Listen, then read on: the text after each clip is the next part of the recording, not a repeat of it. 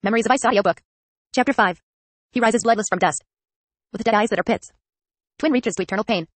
He is the lodestone. To the gathering clan. Made anew and dream wrecked. The standard a rotted hide. The throne of bone caged the king. A ghost from dark fields of battle. And now the horn moans. On this grey-clad dawn. Drawing a disparate host. To work to war and the charging frenzy.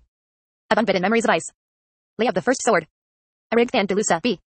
1091. 2 days and 7 leagues of black clinging clouds of ash, and Lady Envy's tail showed not a single stain. Grumbling, Top the younger pulled the caked cloth from his face and slowly lowered his heavy leather pack to the ground. He never thought he'd bless the sight of a sweeping, featureless grassy plain, but after the volcanic ash, the undulating vista stretching northward beckoned like paradise. Will this hill suffice for a camp? Lady Envy asked, striding over to stand close to him. It seems frightfully exposed. What if there are marauders on this plain? Granted, marauders aren't usually clever, Top replied, but even the stupidest banda would hesitate before trying 3 segula. The wind you're feeling up here will keep the biting insects away come night, lady. I would recommend low ground on any prairie. About your wisdom, scout. He coughed, straightening to scan the area. Can't see your 4-legged friends anywhere. Nor your bony companion. She turned wide eyes on him. Do you believe they have stumbled into mischief? He studied her, amused, and said nothing. She raised an eyebrow, then smiled. Talk swiftly turned his attention back to his pack. I'd best pitch the tents, he muttered. As I assured you last night, Talk, my servants are quite capable of managing such mundane activities. I'd much rather you assume for yourself a higher rank than mere menial laborer for the duration of this great adventure. He paused. You wish me to strike heroic poses against the sunset, Lady Envy? Indeed. I wasn't aware I existed for your entertainment. Oh, now you're cross again. She stepped closer, rested a spare light hand on his shoulder. Please don't be angry with me. I can hardly hold interesting conversations with my servants, can I? Nor is your friend Tool a social blossom flushed with enlivening vigor. And while my 2 pups are near perfect companions and always listening and never interrupting, one yearns for the spice of witty exchanges. You and I, Talk, we have only each other for this journey, so let us fashion the bonds of friendship. Staring down at the bundled tents, Tack the younger was silent for a long moment, then he sighed. I'm a poor excuse for witty exchanges, lady, alas. I am a soldier and scant else. Moreover, I've a soldier's scars who cannot but flinch upon seeing me. Not modesty, but deception, Talk. He winced at the edge to her tone. You have been educated far beyond what is common for a professional soldier. And I have heard enough of your sharp exchanges with the Kalanai to value your wit. What is this sudden shyness? Why the growing discomfort? Her hand had not moved from his shoulder. You are a sorceress, Lady Envy. And sorcery makes me nervous. The hand withdrew. I see. Or, rather, I did not. Your Talanai mass was forged by a ritual of such power as this world has not seen in a long time, Talk the younger. His stone sword alone is invested to an appalling degree, it cannot be broken, not even chipped, and it will cut through words effortlessly. No warren can defend against it. I would not wager on any blade against it when in Tool's hands. And the creature himself. He is a champion of sorts, isn't he? Among the Talanai mass, Tool is something unique. You have no idea of the power, the strength he possesses. Does Tool make you nervous, soldier? I've seen no sign of that. Well, Talk snapped, he's shrunk in hide and bones, isn't he? Tool doesn't brush against me at every chance. He doesn't throw smiles at me like lances into my heart, does he? He doesn't mock that I once had a face that didn't make people turn away, does he? Her eyes were wide. I do not mock your scars, she said quietly. He glared over to the 3 motionless, masked segula. Oh, Hood, I've made a mess of things here, haven't I? Are you laughing behind those face shields, warriors? My apologies, lady, he managed. I regret my words. Yet hold to them nonetheless. Very well, it seems I must accept the challenge then. He looked up at her. Challenge? She smiled. Indeed. Clearly, you think my affection for you is not genuine. I must endeavor to prove otherwise. Lady. And in your efforts to push me away, you'll soon discover that I am not easily pushed. To what end, Lady Envy? All my defenses broken down for your amusement? Her eyes flashed and Talk knew with certainty the truth of his thoughts. Pain stole through him like cold iron. He began unfolding a first tent. Gareth and Bald Jag arrived, bounding up the circle around Lady Envy. A moment later a swirl of dust rose from the ochre grasses a few paces from where Talk crouched. Tool appeared, carrying across his shoulders the carcass of a pronghorn antelope, which he shrugged off to thump on the ground. Talk saw no wounds on the animal. Probably scared it to death. Oh, wonderful. Lady Envy cried. We shall dine like nobles tonight. She swung to her servants. Come, Sinu, you have some butchering to do. Won't be the first time, either. And you other 2, what shall we devise for you? Idle hands just won't do. Mock, you shall assemble the hide bathtub. Set it on that hill over there. You needn't worry about water or perfumed oils, I shall take care of all that. Thurl, unpack my combs and robes, there's a good lad. Tack glanced over to see Tool facing him. The scout grimaced wryly. The Talanai mass strode over. Backquote, we can begin our arrow-making efforts, soldier. Once I'm done with the tents. Very well. I shall assemble the raw material we have collected. We must fashion a toolkit. Talk had put up enough tents in his soldiering days to allow him to maintain fair attention on Tool's preparations while he worked. The Talanai mass knelt beside the antelope and, with no apparent effort, broke off both antlers down near the base. He then moved to one side and unslung the hide bag he carried, loosening the drawstring so that it unfolded onto the ground, revealing a half-dozen large obsidian cobbles collected on their passage across the old lava flow. And an assortment of different kinds of stones which had come from the shoreline beyond the Jabhide Tower, along with bone wreaths and a brace of dead seagulls, both of which were still strapped to Talk's pack. It was always a wonder, and something of a shock, to watch the deftness of the undead warrior's withered, almost fleshless hands as he worked. An artist's hands. Selecting one of the obsidian cobbles, the Talanai mass picked up one of the larger beach stones and with 3 swift blows detached 3 long, thin blades of the volcanic glass. A few more concussive strikes created a series of flakes that varied in size and thickness. Tool set down the hammer stone and the obsidian core. Sorting through the flakes, he chose one, gripping it in his left hand, then, with his right, he reached for one of the antlers. Using the tip of the foremost tine of the antler, the Talanimas began punching minute flakes from the edge of the larger flake. Beside Tok the Younger, Lady Envy sighed. Such extraordinary skill. Do you think in the time before we began to work metal, we all possessed such abilities? The scout shrugged. Seems likely. According to some Malazan scholars, the discovery of iron occurred only half a thousand years ago for the peoples of the Quantali continent in any case. Before that, everyone used bronze. And before bronze we used unalloyed copper and tin. Before those, why not stone? I knew you had been educated, Tok the Younger. Human scholars, alas, tend to think solely in terms of human accomplishments. Among the elder races, the forging of metals was quite sophisticated. Improvements on iron itself were known. My father's sword, for example. He grunted. Sorcery. Investment. It replaces technological advancement, it's often a means of supplanting the progress of mundane knowledge.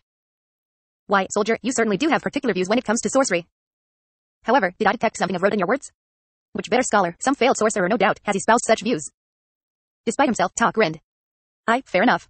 Not a scholar, in fact, but a high priest. Well, cults see any advancement, sorceress are, indeed, mundane, as potential threats. You must dismantle your sources, Tok the Younger, lest you do nothing but ape the prejudices of others. You sound just like my father. You should have heeded his wisdom. I should have. But I never did. Leave the Empire, he said. Find someplace beyond the reach of the court, beyond the commanders and the claw. Keep your head low, son. Finished with the last of the 3 tents, Tok made his way to Tool's side. 70 paces away, on the summit of a nearby hill, Mok had assembled the wood-framed high-lined bathtub. Lady Envy, thorough marching at her side with folded robe and bath kit in his arms, made her way towards it. The wolf and dog sat close to see where he worked on the antelope. The Segula flung spare bits of meat to the animals every now and then. Tool had completed 4 small stone tools, a back blade, some kind of scraper thumbnail-sized, a crescent-bladed piece with its inside edge finely worked, and a drill or punch. He now turned to the original 3 large flakes of obsidian. Crouching down beside the Talanimas, Tok examined the finished items. All right, he said after a few moments' examination, I'm starting to understand this. These ones are for working the shaft and the fletching, yes? Tool nodded. The antelope will provide us with the raw material. We need a gut string for binding. Hide for the quiver and its straps. What about this crescent-shaped one? The bone-reed shafts must be trued. Yes, I see. Won't we need some kind of glue or pitch? Ideally, yes. Since this is a treeless plain, however, we shall make do with what we possess. The fletching will be tied on with the gut. You make the fashioning of arrowheads look easy, Tool, but something tells me it isn't. Some stone is sand, some is water. Edge tools can be made of the stone that is water. Crushing tools are made of the stone that is sand, but only the hardest of those. And here I've gone through life thinking stone is stone. In our language, we possess many names for stone. Names that tell of its nature, names that describe its function, names for what has happened to it and what will happen to it, names for the spirit residing within it, names. All right. I see your point. Why don't we talk about something else? Such as... Tok glanced over at the other hill. Only Lady Envy's head and knees were visible above the tub's framework. The sunset blazed behind her. The 2 Segula, Mok and Thurl, stood guard over her, facing outward. Her. Of Lady Envy, I know little more than what I have already said. She was a companion of Anomina Rakes. Tool resumed removing thin, translucent flakes of obsidian from what was quickly assuming the shape of a lanceolate arrowhead. At first, there were 3 others, who wandered together, for a time. Anomina Rake, Clayton Brood, and a sorceress who eventually ascended to become the Queen of Dreams. Following that event, dramas ensued, or so it is told. The Son of Darkness was joined by Lady Envy, and the Selite taken known as Osric. Another 3 who wandered together. Clayton Brood chose a solitary path at the time, and was not seen in this world for centuries. When he finally returned, perhaps 1,000 years ago, he carried the hammer he still carries, a weapon of the sleeping goddess. And Rake, and in this Osric, what were they out to? The Talanimas shrugged. Of that only they could tell you. There was a falling out.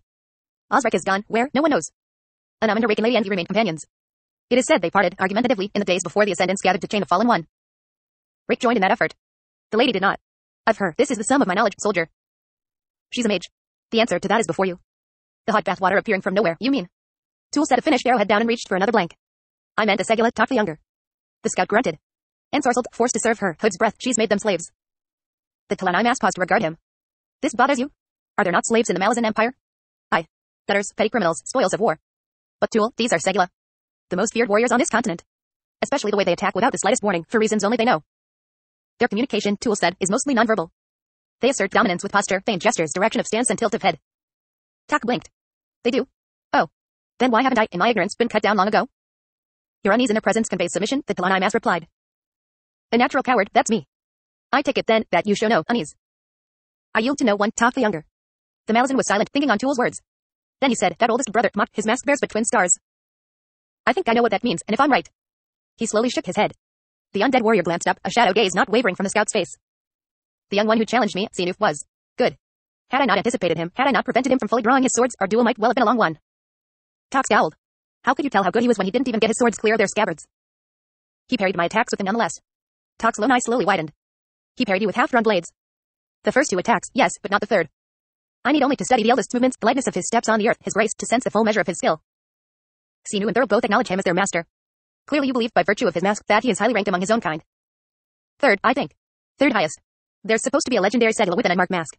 White porcelain. Not that anyone has ever seen him, except the Segula themselves, I suppose. They are a warrior caste. Ruled by the champion. Top turned to study the two distant warriors, then glanced over his shoulder at Xenu, who still knelt over the antelope not 10 paces away. So what has brought them to the mainland, I wonder? You might ask the youngest. Talk. The scout grinned at Tool. Meaning you're as curious as I am. Well, I'm afraid I can't do your dirty work for you, since I rank below him. He may choose to speak with me, but I cannot initiate. If you want answers, it is up to you to ask the questions. Tool set down the antler and blinked, then rose to his feet in a muted clack of bones. He strode towards Xenu. Talk followed. Warrior, the Talani Mass said. The Segula paused in his butchering, dipped his head slightly. What has driven you to leave your homeland? What has brought you and your brothers to this place? Xenu's reply was a dialect of Daru, slightly archaic to Tok's ears. Master Stoneblade, we are the punitive army of the Segula. Had anyone other than a Segula made such a claim, Tok would have laughed outright.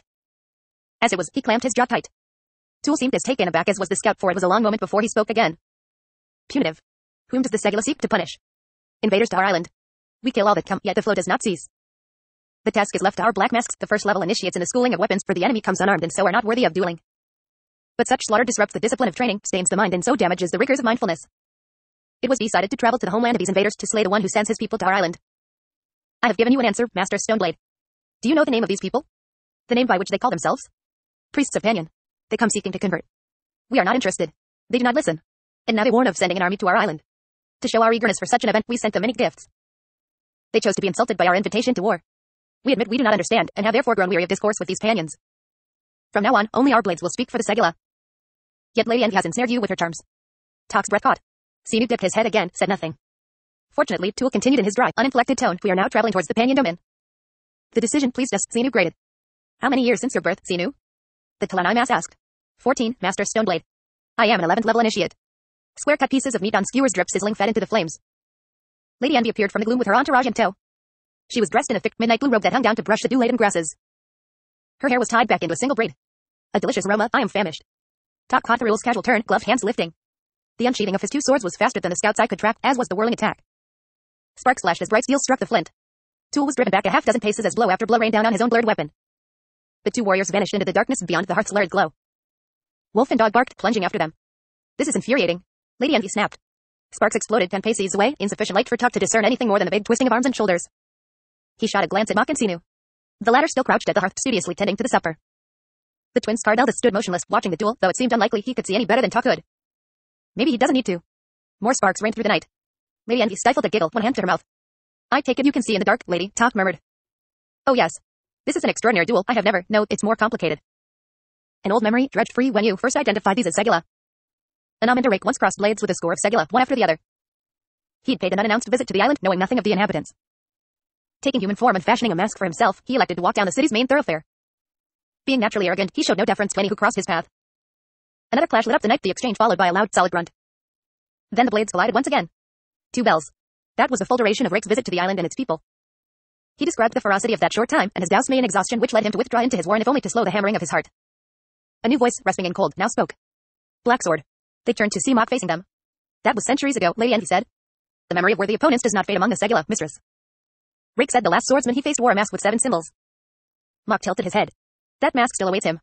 Blacksword holds the 7th position. Mistress, we would have him claim it. She smiled. Perhaps soon you can extend the invitation to him in person. It is not an invitation, mistress. It is a demand. Her laugh was sweet and full-throated.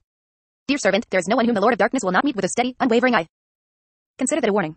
Then shall our swords cross, mistress. He is the 7th. I am the 3rd. She turned on him, arms folded. Oh, really? Do you know where that score of Segula souls ended up when he killed them, including the 7th? Chained within the sword dragon proof, that's where. For eternity. Do you truly wish to join them, Mok? There was another loud thud from the darkness beyond the firelight, then silence. Segula who die, fail, Mok said. We spare no thoughts for the failed among us. Does that Tok softly inquired include your brother? Tool had reappeared, his flint sword in his left hand, dragging Thurul's body by the collar with his right. The Segula's head lolled. Dog and wolf trailed the 2, tails wagging. Have you killed my servant, Talani Mass? Lady Envy asked. I have not, Tool replied. Broken wrist, broken ribs, a half-dozen blows to the head. I believe he will recover. Eventually. Well, that won't do it all, I'm afraid. Bring him here, please. To me. He is not to be healed magically, Mok said. The lady's temper snapped then. She spun, a wave of argent power surging out from her. It struck Mok, threw him back through the air. He landed with a heavy thud. The coruscating glare vanished. Servants do not make demands of me. I remind you of your place, Mok. I trust once is enough. She swung her attention back to Thurl. Heal him I shall. After all, she continued in a milder tone, as any lady of culture knows 3 is the absolute minimum when it comes to servants. She laid a hand on the Segula's chest. Thurl groaned. Talk glanced at Tool. Hood's breath, you're all chopped up. It has been a long time since I last faced such a worthy opponent, Tool said. All the more challenging for using the flat of my blade. Mock was slowly climbing to his feet. At the Talon Imas's last words, he went still, then slowly faced the undead warrior. I'll be damned, Tool, you gave the third pause. There will be no more duels tonight, Lady Envy said in a stern voice. I'll not constrain my wrath next time. Mock casually slid his attention away from the Talon Imas. Straightening, Lady Envy sighed. Thurl is mended. I am almost weary. See, dear, get out the plates and utensils. And the yell in red. A nice quiet meal is called for, I should say. She flashed out a smile. In witty discourse, yes. It was now Talk's turn to groan. The three horsemen drew rein to halt on the low hill summit. Pulling his mount around to face the city of pale, Whiskey Jack stared for a time, jaw muscles bunching. Quick Ben said nothing, watching the grey-bearded commander, his old friend, with fullest understanding. Upon this hill, we came to retrieve Hairlock.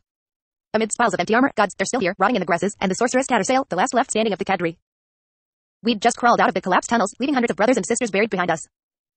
We burned with rage, we burned with the knowledge of betrayal. Here, on this sorcery-blasted hill, we were ready to commit murder. With cold hands, the wizard glanced over at Mallet. The healer's small eyes were narrowed on Whiskey Jack, and Quick Ben knew that he too was reliving bitter memories. There is no burying the history of our lives. Yellow nails and fingers of bone claw up from the ground at our feet and hold us fast. Summarize, Whiskey Jack growled, his gray eyes on the empty sky above the city. Mallet cleared his throat. Who starts?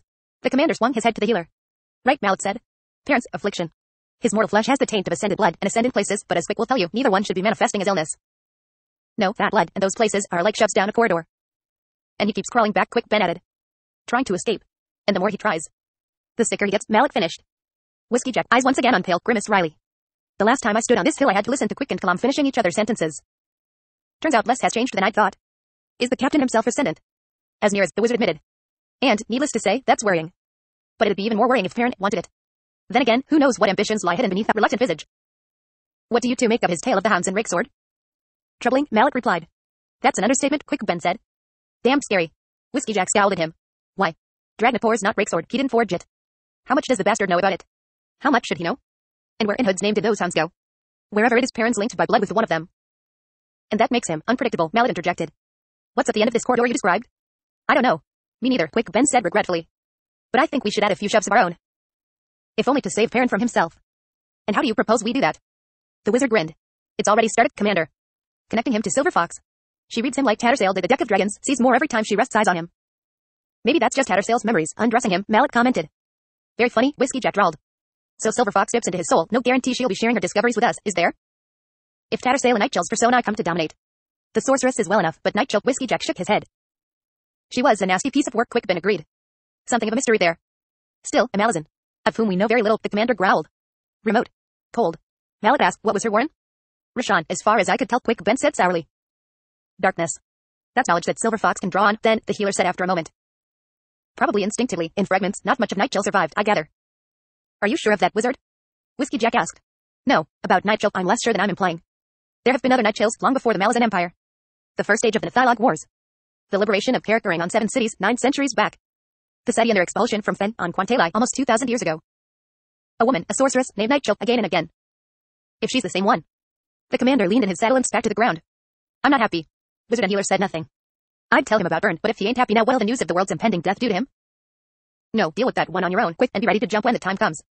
The crippled gods declared war on the gods, on the warrants, on the whole damn thing and every one of us in it.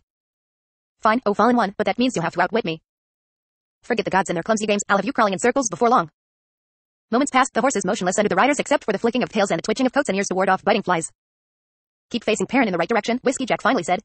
Shove when the opportunity arises. Quick, Ben, find out all you can about Nightshell through any and every source available. Mallet, explain about Perrin to Spindle, I want all 3 of you close enough to the captain to count nose hairs. He gathered the reins and swung his mount round. The Darujistan contingent's due to arrive at Broods any time now, let's head back.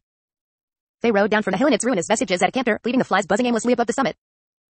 Whiskey Jack reined in before the tent that had been provided for Duyak, one arm, his horse breathing hard from the extended ride, through the bridgeburners encampment where he'd left Quick Ben and Mallet, and into Brood's sprawled camp.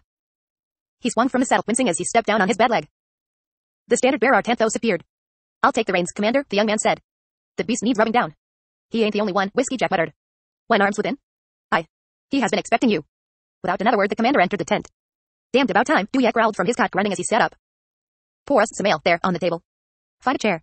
Are you hungry? No. Me neither. Let's drink. Neither spoke until Whiskey Jack had finished repositioning furniture and pouring ale. The silence continued until they'd both finished the first tankards and the commander refilled them from the jug.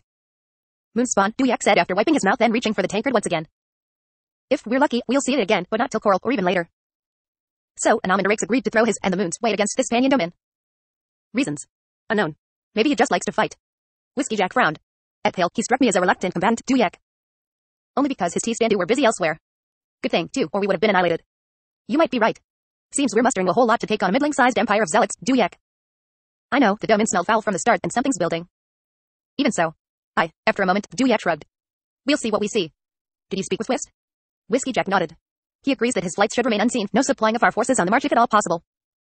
He has scouts seeking a strategic place to hold up close to the Panyan border, hidden but close enough to strike when the time comes. Good. And is our army ready to leave Pale? As ready as it'll ever be.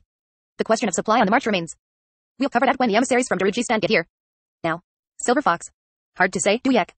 This gathering of Talanimas is worrying, especially when she asserts that we'll all need those undead warriors when we take on the Panyan domain. High Fist, we don't know enough about our enemy. That will change. Have you instructed Quick Ben on initiating contact with that mercenary company in Kapustan? He's worked something out. We'll see if they take the bait. Back to Silver Fox, Whiskey Jock. Tattersail was a solid ally, a friend. She's there, in this greedy child. Perrin and she have spoken. He fell silent for a moment, then sighed, his eyes on the tankard in his hands. Things have yet to unfold, so we'll just have to wait and see. Any creature that devours its parent. But then again, whenever have the Kalanimas shown a speck of compassion? They're undead, soulless, and let's face it, once allies are not damned horrific. They were on the Emperor's leash and no one else's. Fighting alongside them back in 7 cities was not a comforting experience, we both know that, Duyak. Expedience always comes arm in arm with discomfort, the High Fist muttered. And now they're back, only this time they're on a child's leash. Whiskey Jack grunted. That's a curious observation, but I see what you mean.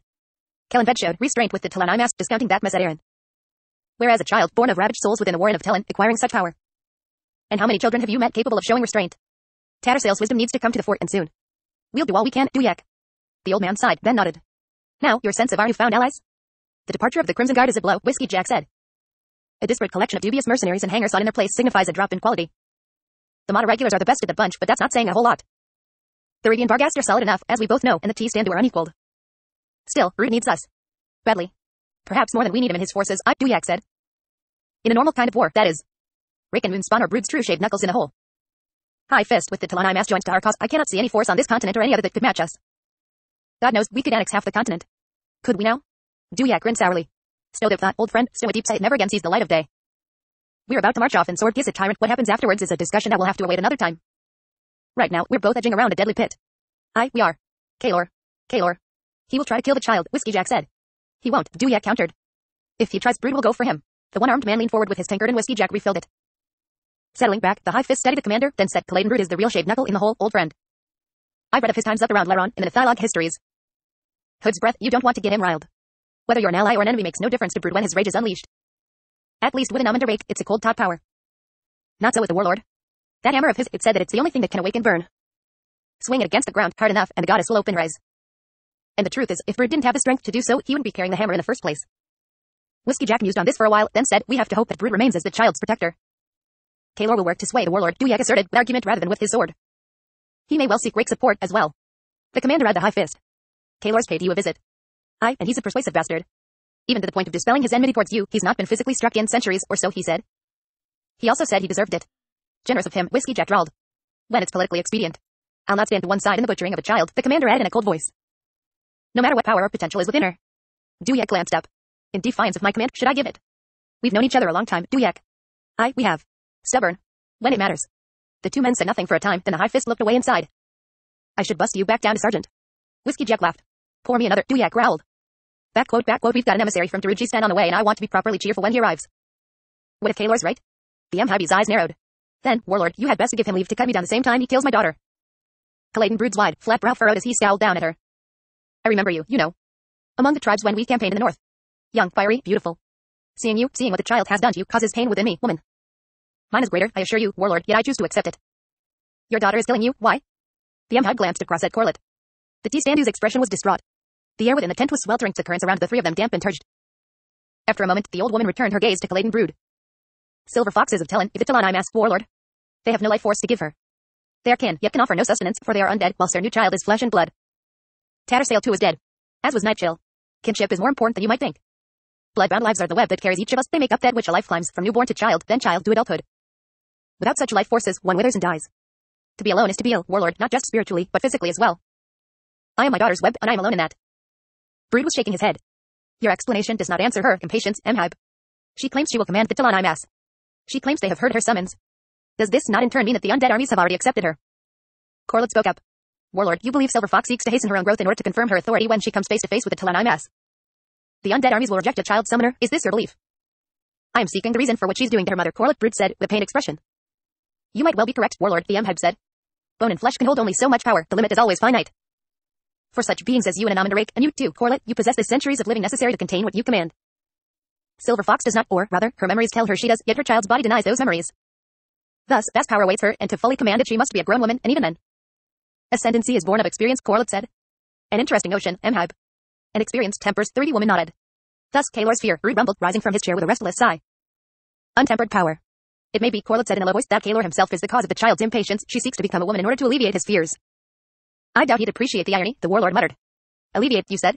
Thinking on it, more likely she knows she'll have to defend herself against him sooner or later. A secret hovers between them, Corlett murmured. There was silence. All knew the truth of that, and all were troubled. One of the souls within Silver Fox had crossed paths with Kalor before. Tattersail, Bellarden or Night Chill. After a long moment, Brood cleared his throat. Life experiences the child possesses, those does she not, Mhib? The three males mages. The Mhib smiled wearily. A Thelman, 2 women, and myself, 1 father and 3 reluctant mothers to the same child. The father's presence seems so faint that I have begun to suspect it exists only as Night Chill's memory. As for the 2 women, I am seeking to discover who they were, and what I have learned thus far of Tattersail comforts me. And Night Chill? Corlett asked. Brood interjected, did not Ray kill her here at Pale? No, Night Chill was ambushed, betrayed by the High Mage Taskern, the T-Standy replied. Backquote, we have been informed, she added dryly, that Taskern has since fled back to the Empress. Corlett faced the Mhib again. What have you learned of her? I have seen flashes of darkness within Silver Fox, the woman replied reluctantly, which I would attribute to Night Chill. A seething anger, a hunger for vengeance, possibly against Taskern. At some time, perhaps soon, there will be a clash between Tattersail and Night Chill. The victor will come to dominate my daughter's nature. Brood was silent for a half-dozen breaths, then said, what can we do to aid this Tattersail? The Malazans are seeking to do that very thing, Warlord. Much rests on their efforts. We must have faith in them. In Whiskey Jack and in Captain Perrin, the man who was once Tattersail's lover. I have spoken with Whiskey Jack, Corlett said. He possesses an unshakable integrity, Warlord. An honorable man. I hear your heart in your words, Brood observed. Corlett shrugged. Less cause to doubt me, then, Paladin. I am not careless in such matters. The Warlord grunted. I dare not take another step in that direction, he said wryly. Mhib, hold close to your daughter. Should you begin to see the spirit of Night Chill rising in that of Tattersail setting, inform me at once. And should that occur, my telling you will see my daughter killed. My thoughts, Brood continued, his thin eyes fixed on her, are not settled on that matter. Rather, such an event may well lead to my more directly supporting the Malazans in their efforts on Tattersail's behalf. The Mhib raised her brows. Precisely how, Warlord. Have faith in me, Brood said. The reedy woman sighed, then nodded. Very well, I shall so inform you. The tent flap was drawn back and Herluckle, Brood's standard bearer, entered. Warlord, he said, the Darujistan contingent approach our camp. Let us go to meet them, then. Since arrived, the hooded driver seemed to have fallen asleep. The huge ornate carriage's double doors opened from within, and a regent blue-slippered foot emerged.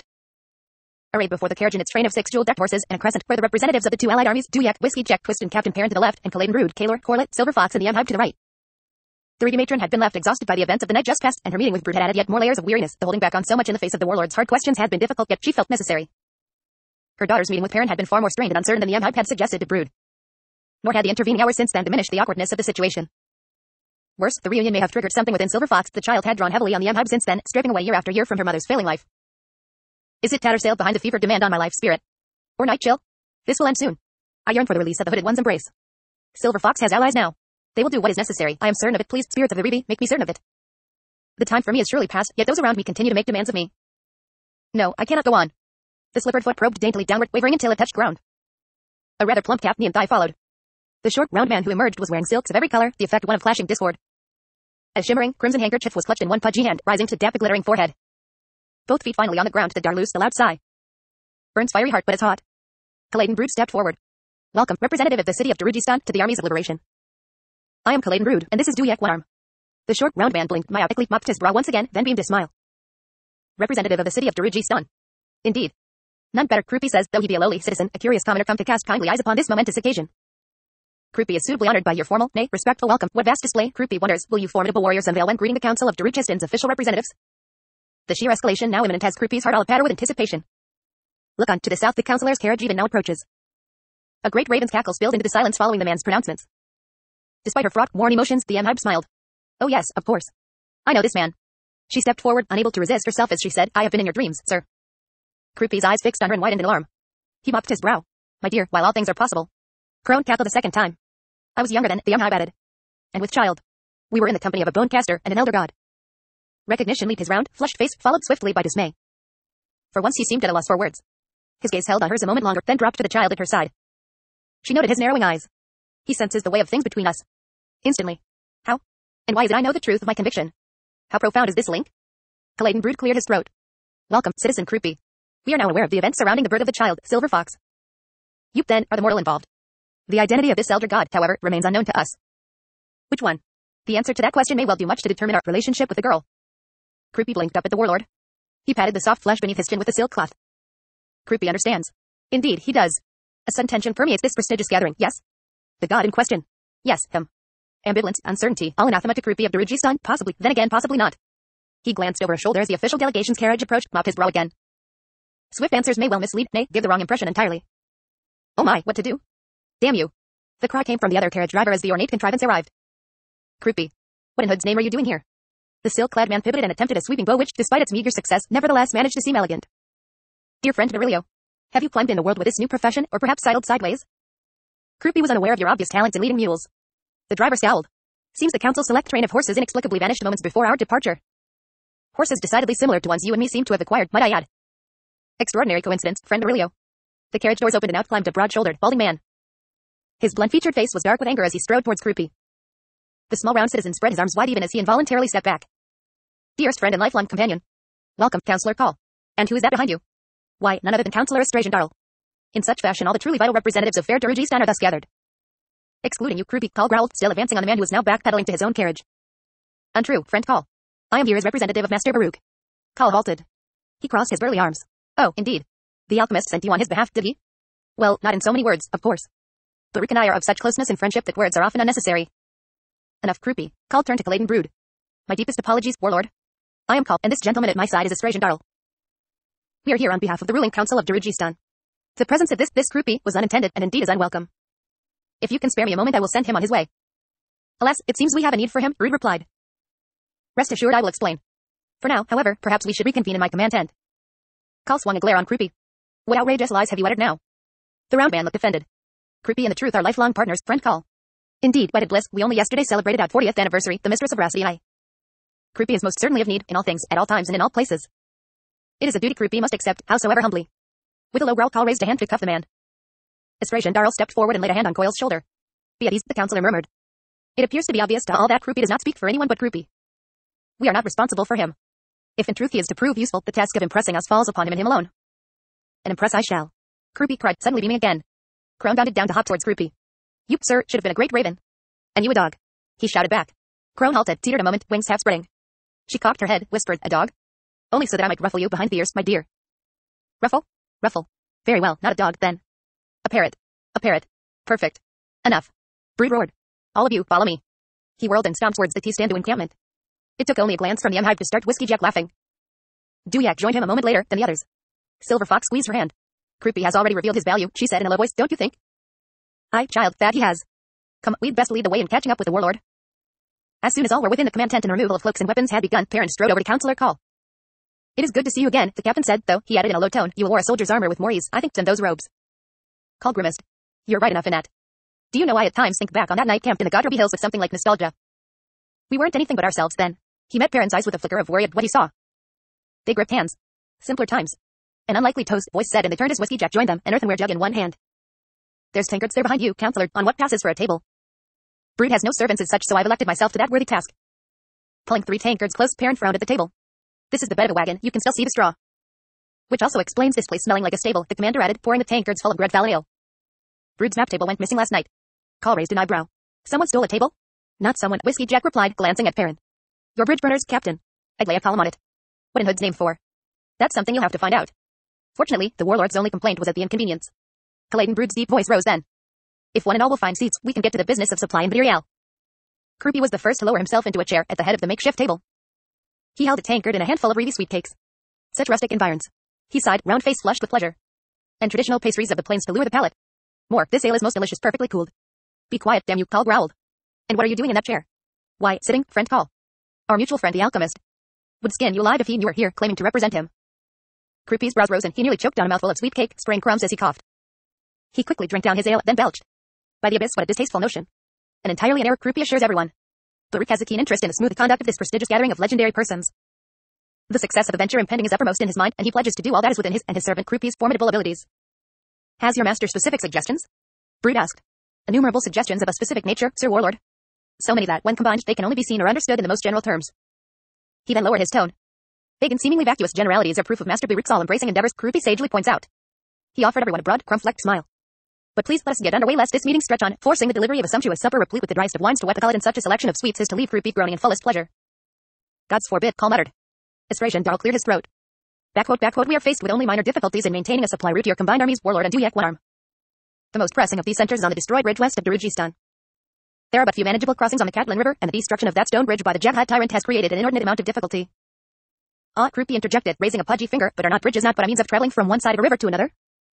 Does this not assume certain prerequisites regarding the projected plans of movement is directed by the leaders of the armies? Krupi is left wondering. He reached for another sweet cake. As are we all, Darl drawled after a moment. Duyek, his eyes narrowed on Krupi, cleared his throat. Well, much as I hate to admit it, there's something in that. He swung his gaze to Estrajan. Katlin River only presents a problem if we look at employing the south routes. And we'd only want those if the armies seek to cross early in the march. Both councillors frowned. It is our intent, Brute explained, to remain north of the river to march directly towards Kapustin. Our route will take us north of Saltoin, well north. Then proceed in a southeast direction. Kal spoke. You described the direct route to Kapustin, sir, for your forces. Such a route will, however, strain our efforts at maintaining supply. We will not be able to deliver via the river. An overland train of such magnitude will sorely test our capabilities. It must be understood, Estrajan Darl added, that the council must deal with private enterprises in fulfilling your supply needs. Such delicacy. Krupi cried. The issues, martial comrades, are these. The Council of Darujistan consists of various noble houses, of which virtually one and all possess interests in mercantile endeavors. Discounting the potentially confusing reality of the council's providing vast loans to your armies with which you'll in turn purchase supplies from the council, the particular nature of the redistribution of said wealth is paramount to specific members of the council. The vying, the backchamber deals and conniving, well.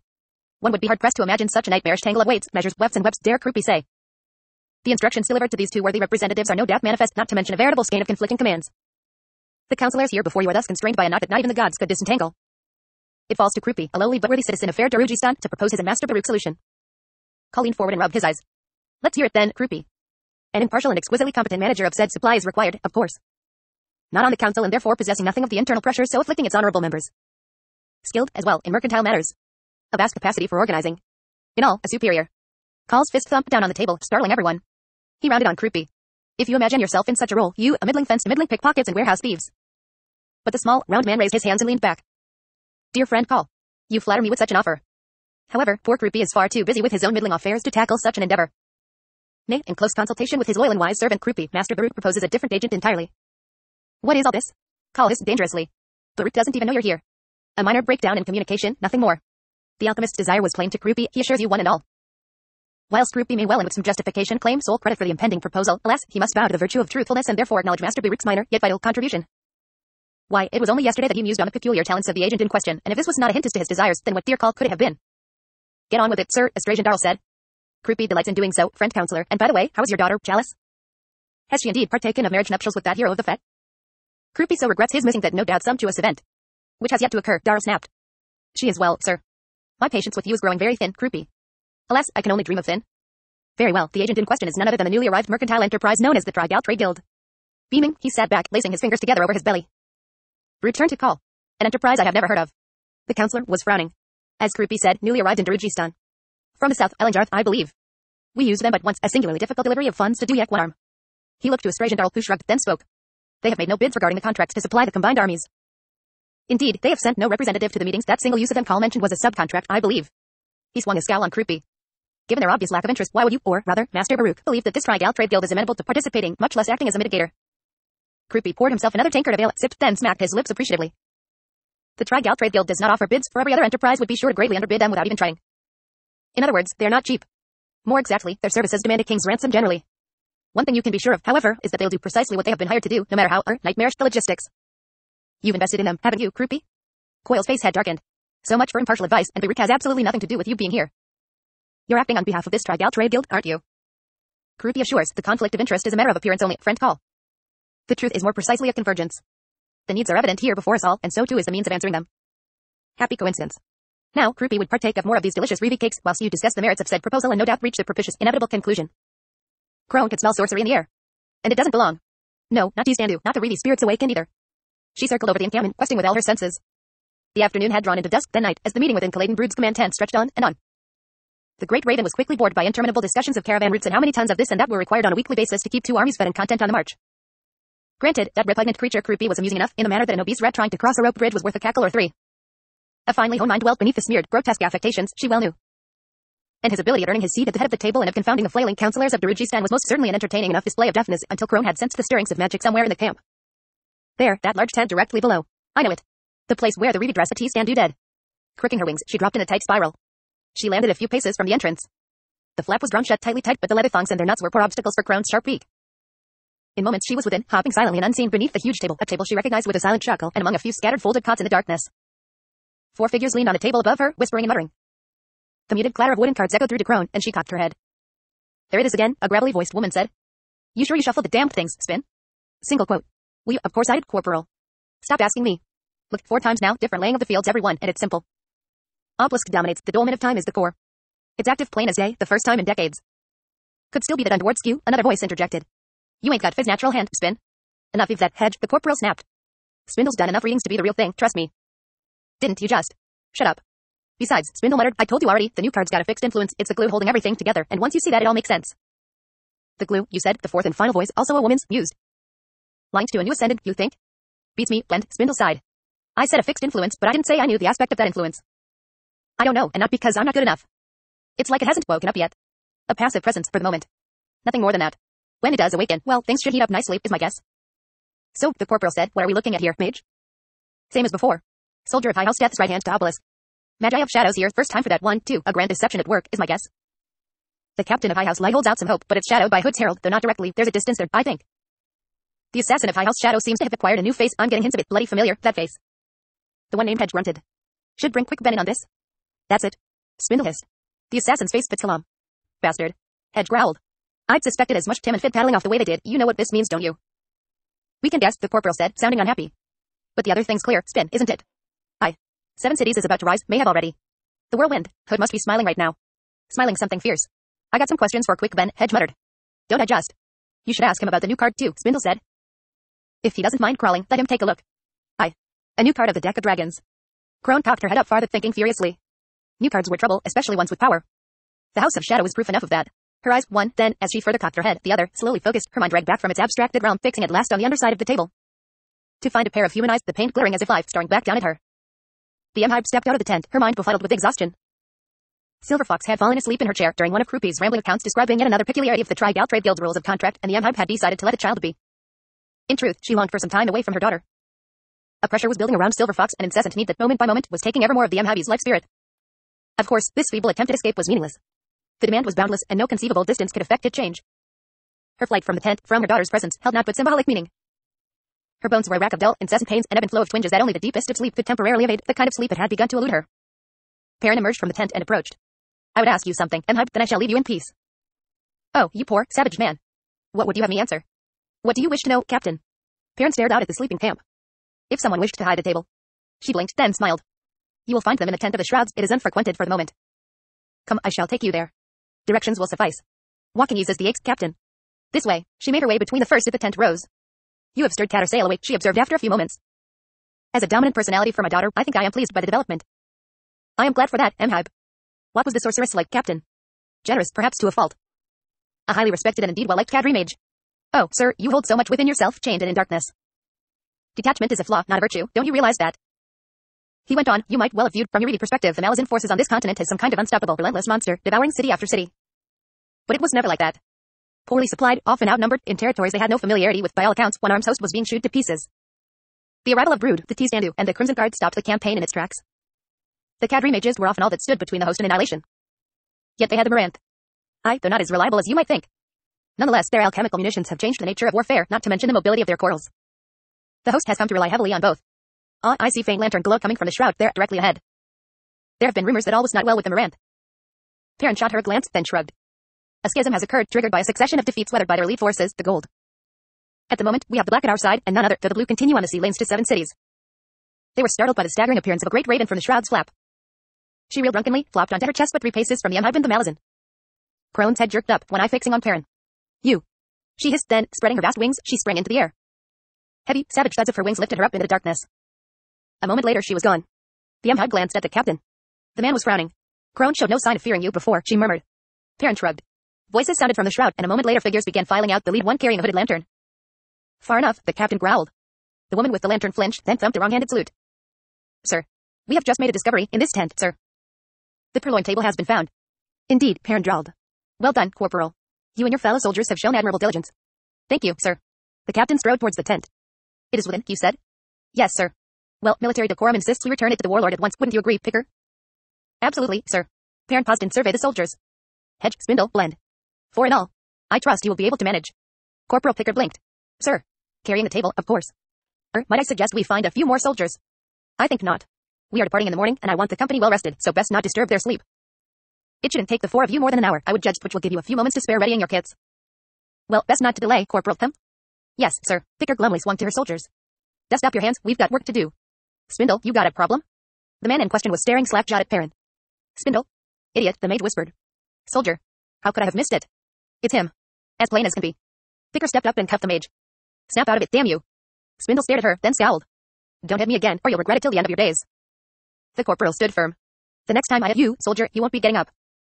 Any more threats from you will be your last, am I clear? The mage shook himself, eyes straining once more to Perrin. Everything will change, he whispered. Can't happen yet. I need to think. Quick, Ben. Spindle. He flinched, then gave his corporal a sharp nod. Pick up the table, Let's get it, right away. Come on, Hedge. Blend. The M-Hive watched the 4 soldiers re-enter the shroud, then turned to Perrin. What was all that about, Captain? I have no idea, he replied levelly. That table needs more than 4 pairs of hands. I imagine it does. Yet you won't provide them. He glanced at her. Oh no. They stole the damned thing in the first place. A bell remained before the sun's rise. Leaving Picker and her hapless crew to their task and departing as well from the M-Hive's presence, Perrin made his way to the Bridgeburner encampment situated at the southwest edge of Brood's main camp. A handful of soldiers stood at sentry duty at the pickets, offering ragged salutes as the captain passed them. He was surprised to find Whiskey Jack near the center hearth, the commander busy saddling a tall chestnut gelding. Perrin approached. Has the meeting concluded, sir? He asked. The commander's glance was wry. I am beginning to suspect it will never end if Ruby has his way. This trade guild of his has not gone down well, then. To the contrary, it has been fully endorsed, though they'll cost the Council a king's ransom in truth. We have guarantees, now, ensuring the overland supply lines. Precisely what we required. Why then does the meeting continue, sir? Well, it seems that we'll have some envoys attached to our army. Not Croupy. Indeed, the worthy Croupy. And Paul, I suspect he's eager to get out of those fancy robes and back into armor. He would be. Whiskey Jack cinched the girt strap one last time, then faced Perrin. He seemed about to say one thing, then he hesitated and chose another. The Black Moranth will take you and the Bridgeburners to the foot of the Barghast range. The captain's eyes widened. That's quite a journey. And once there, Trotz detaches from your command. He's to initiate contact with the white-faced Barghast by whatever means he deems proper. You and your company are to provide his escort, but you will not become otherwise entangled in the negotiations. We need the white-faced clan, the entire clan. And Trotz will do the negotiating. Barufend. He's capable of surprising you, Captain. I see. Assuming he manages to succeed, we are then to proceed south. Whiskey Jack nodded. To the relief of Pustin, the commander set a boot within the stirrup and, with a wince, pulled himself up into the saddle. He gathered the reins, looking down on the captain. Any questions? Perrin glanced around, studying the sleeping camp, then shook his head. I'd offer you a pawn's luck. No, thank you, sir. Whiskey Jack nodded. The gelding shied under the commander suddenly, pitching to one side with a squeal of terror. Wind buffeted the camp, ripping the small tents from their shallow moorings. Voices shouted in alarm. Perrin stared upward as a vast black shape swept towards the T-stand encampment. A faint aura outlined the enormous draconian form to the captain's eyes, silvery white and flickering. Perrin's stomach flared with pain, intense but mercifully brief, leaving him trembling. Hood's breath, Whiskey Jack cursed, struggling to calm his horses, he looked around. What was that? He could not see as I saw, he has not the blood for that. An Amindarake has arrived, sir. He descends among his T-standu. Perrin studied the chaos that had been the slumbering Bridgeburners camp, then sighed. Well, it's a little early, but now's as good a time as any. He strode forward, raised his voice. Everyone up. Break camp. Sergeant Ansi, rouse the cooks, will you? Aye, sir. What woke us? A gust of wind, Sergeant. Now get moving. Aye, sir. Captain. Perrin turned to Whiskey Jack. Sir. I believe you will find yourself busy for the next few bells. I returned to Brood's tent. Would you like me to send Silver Fox to you for a final goodbye? The captain hesitated, then shook his head. No, thank you, sir. Distance no longer presents a barrier to us, a private personal link too fraught to be unveiled to anyone. Her presence in my head is torture enough. Fare you well, Commander. Whiskey Jack studied him a moment longer, then nodded. He wheeled his horse around and nudged the gelding into a trot. The T-standu had gathered into a silent ring around the central clearing, awaiting the arrival of their master. The black, silver-maned dragon emerged from the darkness overhead like a piece of night torn loose, flowing down to settle with the soft crunch of talons in the plain's stony soil. The huge, terrible beast blurred even as it landed, with a warm flow of spice-laden air swirling out to all sides as the semblance drew the dragon's shape inward. A moment later the son of darkness stood cloaked, framed by the gouged tracks of the dragon's front talons, his slightly apicanthic eyes glimmering dull bronze as he surveyed his kin. The M-Hive watched as Corlett strode to meet her master.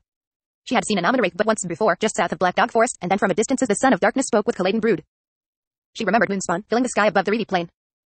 Rake had been about to ascend to that floating fortress. A pact with the Wizards of Pale had been achieved, and the city was about to be besieged by one-armed host. He had stood then as he did now, tall, implacable, a sword emanating sheer terror hanging down the length of his back, his long, silver hair drifting in the breeze. A slight turn of his head was his only acknowledgement of Corlatt's approach. Off to the right appeared Caladan Brood, Kalor, Duyak and the others. Tension bristled in the air, yet one that the M-Hive recalled as being present at that last meeting, years before. Anam and Rake was an ascendant as unlike Clayton Brutus to make them seem the opposite ends of power's vast spectrum. Rake was an atmosphere, a heart-thudding, terror-threaded presence no one could ignore, much less escape. Violence, antiquity, somber pathos, and darkest horror, the son of darkness was a Gallaudian immortality's current, and the M-Hive could feel, crawling beneath her very skin, every Reeve spirit awakened in desperation. The sword, yet more than the sword. Dragnet in the hands of cold justice, cold and inhuman. Anam and Rake, the only one among us whose presence sparks fear in Kaelor's eyes, the only one, except, it seems, for Silver Fox, for my daughter. What might Kaelor fear most, if not an alliance between the son of darkness and Silver Fox?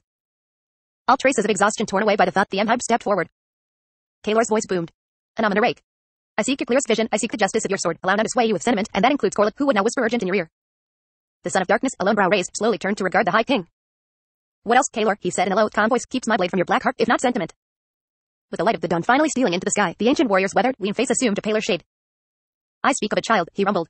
No doubt you sense her power, the foulest of blossoms. Power. It abounds in this place, Kaelor. This camp has become a lodestone. You are right to fear. His gaze swung to the M-Hive, who had stopped but a few paces from him. Her steps ceased. His attention was a fierce pressure, power and threat, enough to make her softly gasp, her limbs weakening. Forces of nature, mother, he said, are indifferent to justice, would you not agree? It was a struggle to reply. I would, Lord of Moonspawn. Thus it falls to us sentient beings, no matter how unworthy, to impose the moral divide. Her eyes flashed. Does it now? She has spawned the abomination, Rake, Kaelor said, striding closer, his expression twisted with anger as he glared at the M-Hive. Her vision is stained. Understandably, granted, but even that does not exculpate. Kaelor, the son of darkness murmured, his eyes still on the M-Hive, approach further at your peril. The High King halted. It would appear, Rake continued, that my arrival has been anticipated, with the collective desire that I adjudicate what is clearly a complex situation. Appearances deceived, Clayton Brute said from where he stood outside the command tent, and the M-Hive now saw that Silver Fox was at the warlord's side. Decide what you Rake, but I will not countenance Dragonpour's unsheathing in my camp. There was silence, as explosive as any the Reedy woman had ever felt. By the abyss, this could go very, very wrong. She glanced over at the Malazans. Duyak had drawn his soldier's expressionless mask over his features, but his hot stance revealed his alarm. The standard bearer Artanthos was a step behind and slightly to the right of one arm, a marine's rain cape drawn about him, hiding his hands. The young man's eyes glittered. Is that power swirling from the man? No, I am mistaken. I see nothing now. Anam and Rake slowly faced the warlord. I see that the lines have been drawn, he said quietly. Corlett? I side with Clayton Brute in this, master. Rake-eyed Kaelor. It seems you stand alone. It was ever thus. Oh, a sharp reply, that. Anam and Rake's expression tightened momentarily. I am not unfamiliar with that position, High King. Kaelor simply nodded. Horse hoofs sounded then, and the T-stand lining the southeast side of the ring parted. Whiskey Jack rode into the clearing, slowing his mount to a walk, then to a perfect square stance halt. It was unclear what the commander had heard, yet he acted nonetheless. Dismounting, he strode towards Silver Fox, stopping directly before her. His sword slipped smoothly from its scabbard. Whiskey Jack faced Rake, Kaelor and the others in the center of the clearing, then planted his sword in the ground before him. Clayton Brute stepped to the Malazan side. With what you might face, Whiskey Jack, it would be best if you. I stand here, the commander growled. Sorcery flowed from Anam and Rake, grainy gray, rolling in a slow wave across the clearing, passing through Whiskey Jack effortlessly, then swallowing Silver Fox in an opaque, swirling embrace. M-Hive cried out, lurched forward, but Corlat's hand closed on her arm. Fear not, she said, he seeks to understand her, understand what she is. The sorcery frayed suddenly, flung away in tattered fragments to all sides. M-Hive hissed. She knew enough of her daughter to see, in her reappearance, that she was furious. Power, twisting like taut ropes, rose around her, nodding, bunching. Oh, spirits below, I see Nightchill and Tattersail both, a shared rage. And, by the abyss, another. A stolidable, a sentient slow anger, so much like brood, who? Is this Belladin? Gods. We are moments from tearing ourselves apart. Please? Well, Rake drawled, I have never before had my hand slapped in such a fashion. Impressive, though perilously impertinent. What is it, then, that the child does not wish me to discover? He reached over his left shoulder for Dragonpour's leather-wrapped handle. Grunting a savage curse, Brute unlimbered his hammer. Whiskey Jack shifted his stance, raising his own blade. Gods no, this is wrong. Rake, Kaelor asked, do you wish me on your left or right? Snapping tent poles startled everyone. A loud yelp from the command tent was followed by a massive, awkward, flying shape exploding out from the tent's entrance. Cavorting, spinning wildly in the air, the huge wooden table the M-Hive had last seen emerging from the shroud now rose above the clearing, and from one leg dangled Croupy, sweet cakes fluttering away from him. He yelped again, kicking the air with his slippered feet. AAI. Help. Croupy hates flying. Single quote. As the bridge burners completed assembling their gear, the sentries positioned to the east shouting out the news that the Black Maranth had been seen and now approached on their winged corals, Captain Perrin, plagued by a growing unease, strode among the gathered soldiers. Off to one side, an exhausted picker sat watching him, her expression a strange mixture of dismay and admiration, and thus she was the only one to see him taking yet another forward step then simply vanishing. The corporal bolted to her feet. Oh, hood's balls. Spindle. Get quick, Ben. A few paces away, the hair-shirted mage glanced up. Why? Someone's just snatched Perrin. Find quick, Ben. Damn you. The vision of busy soldiers vanished before the captain's eyes, and from a blurred veil that swiftly parted, Perrin found himself facing Anam and Rake and Kaelor, both with weapons drawn, and behind them the M-Hive and Corlett, with a ring of Lurties standing just beyond. Countless eyes fixed on him, then darted up over his right shoulder, then back down. No one moved, and Perrin realized he was not alone in his shock. Help. The captain spun at that plaintive cry, then looked up. An enormous wooden table twisted silently in the air, Croupy's round, silk-flowing form hanging beneath it. On the underside of the table, painted in bright, now glowing colors, was the image of a man. Slowly blinking in and out of Perrin's view, it was a few moments before he recognized the figure's face. That's me. Pain ripped into him, a black surge that swallowed him whole. The Mhib saw the young captain buckle, dropped to his knees as if drawing tight around in overwhelming agony. Her attention darted to her daughter, in time to see those bound coils of power snake outward from Silver Fox, slipping round and past the motionless forms of Brood and Whiskey Jack, then upward to touch the table. The four legs snapped. With a shriek, Ruby plunged earthward to land in a flailing of limbs and silk among a crowd of T-Standu. Cries and grunts of pain and surprise followed. The table now steadied, the underside facing Rake and Kaylor, the image of Perrin coruscating with sorcery. Wisps of it reached down to clothe the hunched, kneeling captain in glittering silver chains. Well, a slightly breathless voice said beside her, that's the largest card of the deck I've ever seen. She pulled her gaze away, stared wide-eyed at the lithe, dark-skinned mage standing beside her. Quick, Ben. The bridge burner stepped forward then, raising his hands. Please excuse my interruption, everyone. Whilst it seems that a confrontation is desired by many of you here, might I suggest the absence of wisdom in inviting violence here and now, when it is clear that the significance of all that seems to be occurring is as yet undetermined. The risks of precipitate action right now. Well, I trust you see what I mean. Anamander Rake stared at the mage a moment, then, with a faint smile, he sheathed his sword. Cautious words, but wise ones. Who might you be, sir? Just a soldier, son of darkness, come to retrieve my captain. At that moment, Rupi emerged from the muttering, no doubt bruised crowd that had cushioned his fall. Brushing dust from his silks, he strode, seemingly unaware, to halt directly between the kneeling Perrin and Anamander Rake. He looked up then, blinking owlishly. What an unseemingly conclusion to Rupi's post-breakfast repast. Has the meeting adjourned? Captain Perrin was insensitive to the power bleeding into him. In his mind, he was falling. Then striking hard, rough flagstones, the clash of his armor echoing. The pain was gone. Gasping, shivering uncontrollably, he raised his head. In the dim light of reflected lanterns, he saw that he was sprawled in a narrow, low-ceiling hallway. Heavy twin doors divided the strangely uneven wall on his right. On his left, opposite the doors, was a wide entrance with niches set in its flanking walls. On all sides, the stone appeared rough, undressed, resembling the bark of trees. A heavier door of sheeted bronze, black and pitted, was at the far end, 8 or so paces distant. Two shapeless humps lay at the inner threshold. Where? What? Perrin pushed himself upright, using one wall for support. His gaze was drawn once again to the shapes at the foot of the bronze door. He staggered closer. A man, swathed in the tightly bound clothes of an assassin, his narrow, smooth-shaven face set in a peaceful expression, his long black braids still glistening with oil. An old-fashioned cross lay beside him. Lying at his side, a woman, her cloak stretched and twisted as if the man had dragged her across the threshold. A nasty head wound glittered wetly on her brow, and from the blood smears on the flagstones, she was the bearer of other wounds as well. They're both damn. Wait, I have seen the man before. At Citadel's fete, and the woman. She's the guild master. Ralik Nam and Vorkan, both of whom vanished that night of the ill-fated fete. I am Indiriji's son, then. I must be. Silver Fox's words returned to him, resounding now with veracity. He scowled. The table, the card, with my image painted upon it. Jenny's and rule, the unaligned newly come to the deck of dragons, powers unknown. I have walked within a sword. It seems now that I can walk anywhere. And this place, I am in the finished house. Gods, I am in a house of the Azith. He heard a sound, a shuffling motion approaching the twin doors opposite, and slowly turned, reaching for the sword belted at his hip. The wooden portal swung wide. Hissing, Perrin backed up a step, his blade sliding from its scabbard. The Jaghat standing before him was almost fleshless, ribs snapped and jutting, strips of flayed skin and muscle hanging in ghastly ribbons from his arms. His gaunt, ravaged face twisted as he bared his tusks. Welcome, he rumbled. I am Rized.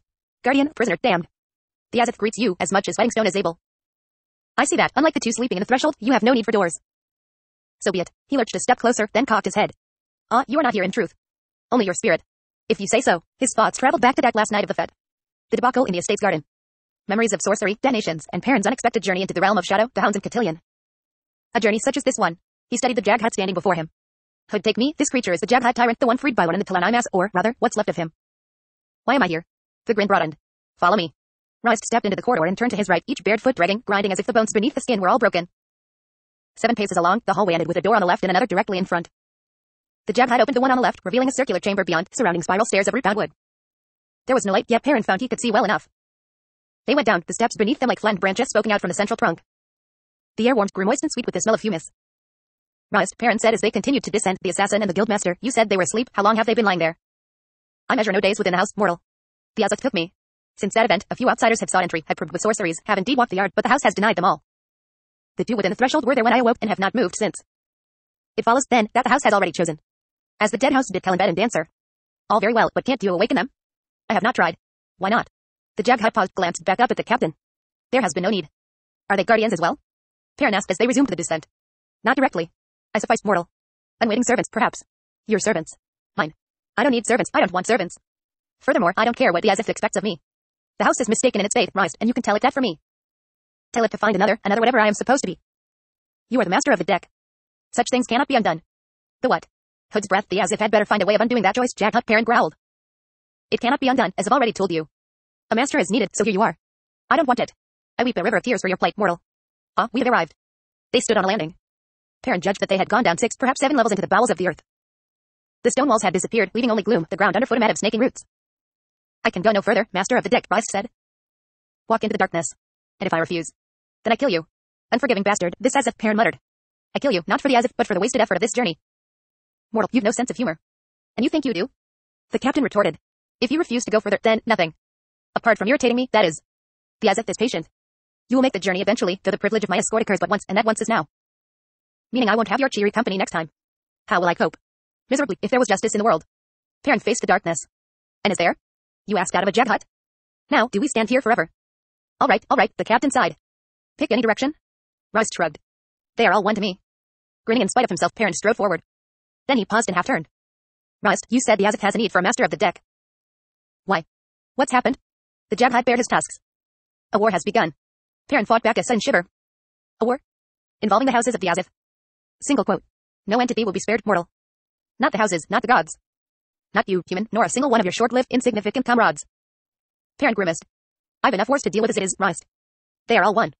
I don't want to think about any of this. Then don't. After a moment, Perrin realized his glare was wasted on the jag hut. He swung about and resumed his journey. With his third step, his boot struck flagstone instead of root, and the darkness around him dissolved, revealing, in a faint yellow light, a vast concourse. Its edges, visible 100 paces or more in every direction, seemed to drift back into gloom. Eve Roust and the wooden stairs there was no sign. Perrin's attention was drawn to the flagstones beneath him. Carved into their bleached surfaces were cards of the deck of dragons. No, more than just a deck of dragons, there's cards here I don't recognize. Lost houses and countless forgotten unaligned houses, and the captain stepped forward, crouched down to study one image. As he focused his attention on it, the world around him faded, and he felt himself moving into the carved scene. A chill wind slid across his face, the air smelling of mud and wet fur. He could feel the earth beneath his boots, chill and yielding. Somewhere in the distance, crows cackled. The strange hut he had seen in the carving now stood before him, long and humped, the huge bones and long tusks comprising its framework visible between gaps in the thick umber fur skins clothing it. Houses and holds, the first efforts at building. People once dwelt within such structures, like living inside the ribcage of a dragon.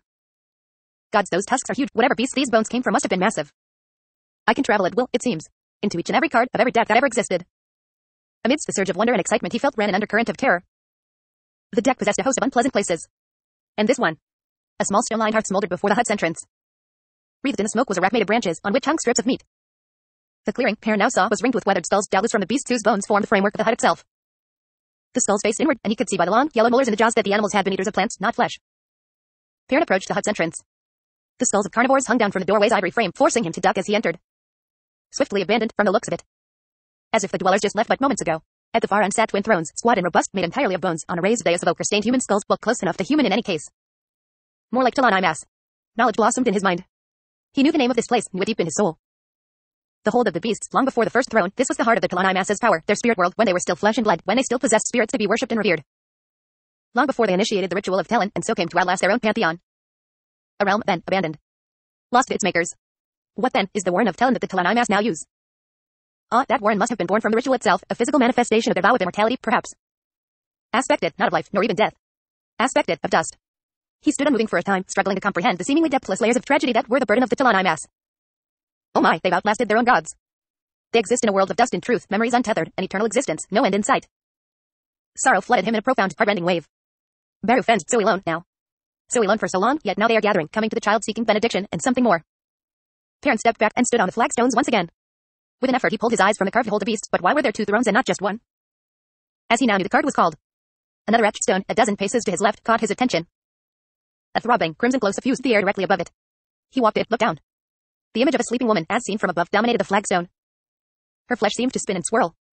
Perrin slowly lowered himself into a crouch, his eyes narrowing.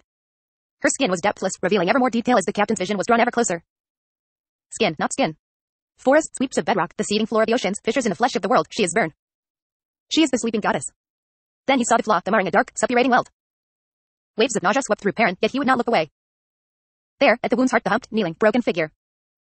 Chained. Chained to Vern's own flesh. From the figure, down the length of the chains, poison flowed into the sleeping goddess. She sensed the sickness coming, sinking claws into her. Sensed, and chose to sleep. Less than 2,000 years ago, she chose to sleep. She sought to escape the prison of her own flesh, in order to do battle with the one who was killing that flesh. She, oh gods above and below. She made a weapon. Her entire spirit, all its power, into a single forging, a hammer capable of breaking anything. And Vern then found a man to wield it. Kaladin brood. But breaking the chains meant freeing the crippled god. And an unchained crippled god meant an unleashing of vengeance, enough to sweep all life from the surface of this world. And yet Vern, the sleeping goddess, was indifferent to that. She would simply begin again. Now he saw the truth. He refuses. The bastard refuses. To defy the crippled god's unleashing of a deadly will that would see us all destroyed, Kaladin brood refuses her. Gasping, Perrin pulled himself away, pushed himself upright, staggering back, and was at rest side once again. The jag hut's tusks glimmered. Have you found knowledge a gift, or a curse? Single quote. Too prescient a question, both Roust. And which do you choose to embrace? I don't know what you mean. You are weeping, mortal. Enjoy our sorrow? Perrin grimaced, wiped at his face. I want to leave, Ronest, he said gruffly. I want to return. His eyes blinked open, and he found himself on his knees facing, with an interval of but a half-dozen paces, a bemused son of darkness. Perrin sensed that but moments had passed since his sudden arrival, yet something of the tension he had first picked up had eased in the interval. A hand rested on his shoulder and he looked up to find Silver Fox standing beside him, the M-Hibe hovering uncertainly a step behind. The Daru, Krupi, stood nearby, carefully adjusting his silk clothing and humming softly, while Quick Ben took a step closer to the captain, though the wizard's eyes held on the night of darkness. The captain closed his eyes. His mind was spinning. He felt uprooted by all that he had discovered, starting with myself. Master of the deck. Latest recruit to a war one know nothing about. And now, this. What, Perrin growled, in Hood's name is going on here? Single quote. I drew on power, Silver Fox replied, her eyes slightly wild. Perrin drew a deep breath. Power, oh yes, I'm coming to know that feeling. Jenny's and rule. We each have begun our own journey, yet you and I, Silver Fox, are destined to arrive at the same place. The second gathering. Who, I wonder, will ascend to those two ancient, long-forgotten thrones? Where, dear child, will you lead the Kalanai Mass? Anamanda Rake spoke. I had not anticipated such a taut reunion, Paladin. Perrin's head snapped around and found the warlord. And the hammer held slyly in his massive arms. I know you now, warlord. Not that I'll reveal your dark secret, what would be the point in that? The choice is yours and yours alone. Kill us all, or the goddess you serve. Brood, I do not envy the curse of your privilege to choose. Oh, I do not, you poor bastard. Still, what is the price of a broken vow? The son of darkness continued. My apologies to one and all. As this man, Rick, gestured towards Quick Ben, has wisely noted, to act now, knowing so little of the nature of the powers revealed here, would indeed be precipitous. It may already be too late, Kaelor said, his flat ancient eyes fixed on Silver Fox. The child's sorcery was telling, and it has been a long time since it has been so thoroughly awakened. We are now all of us in peril. A combined effort begun immediately might succeed in cutting down this creature. We may never again possess such an opportunity. And should we fail, Kaelor? Anamanda Rake asked. What enemy will we have made for ourselves? At the moment this child has acted to defend herself, nothing more. Not an inimical stance, is it? You risk too much in a single cast, High King. Finally, boomed Clayton Brood, returning the dreaded, all-breaking hammer to its harness. The notion of strategy arrives. The anger remained in his voice, as if he was furious at having to state what to him had been obvious all along. Neutrality remains the soundest course open to us until the nature of Silver Fox's power reveals itself. We've got enough enemies on our plate as it is. Now, enough of the drama, if you please. Welcome back, Rake. No doubt you've information to impart regarding the status of Moon's spawn, among other details of note.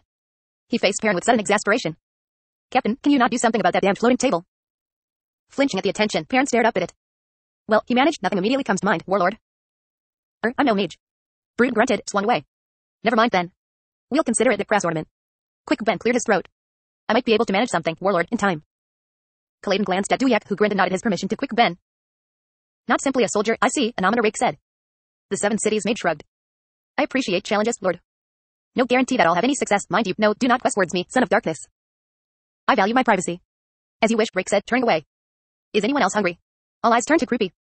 With everyone's attention elsewhere, the young high edged away from the clearing, between two rows of peaked tea-stand tents, then she spun and tried to run. Bone and muscle protested, even as her veins burned with panic and terror.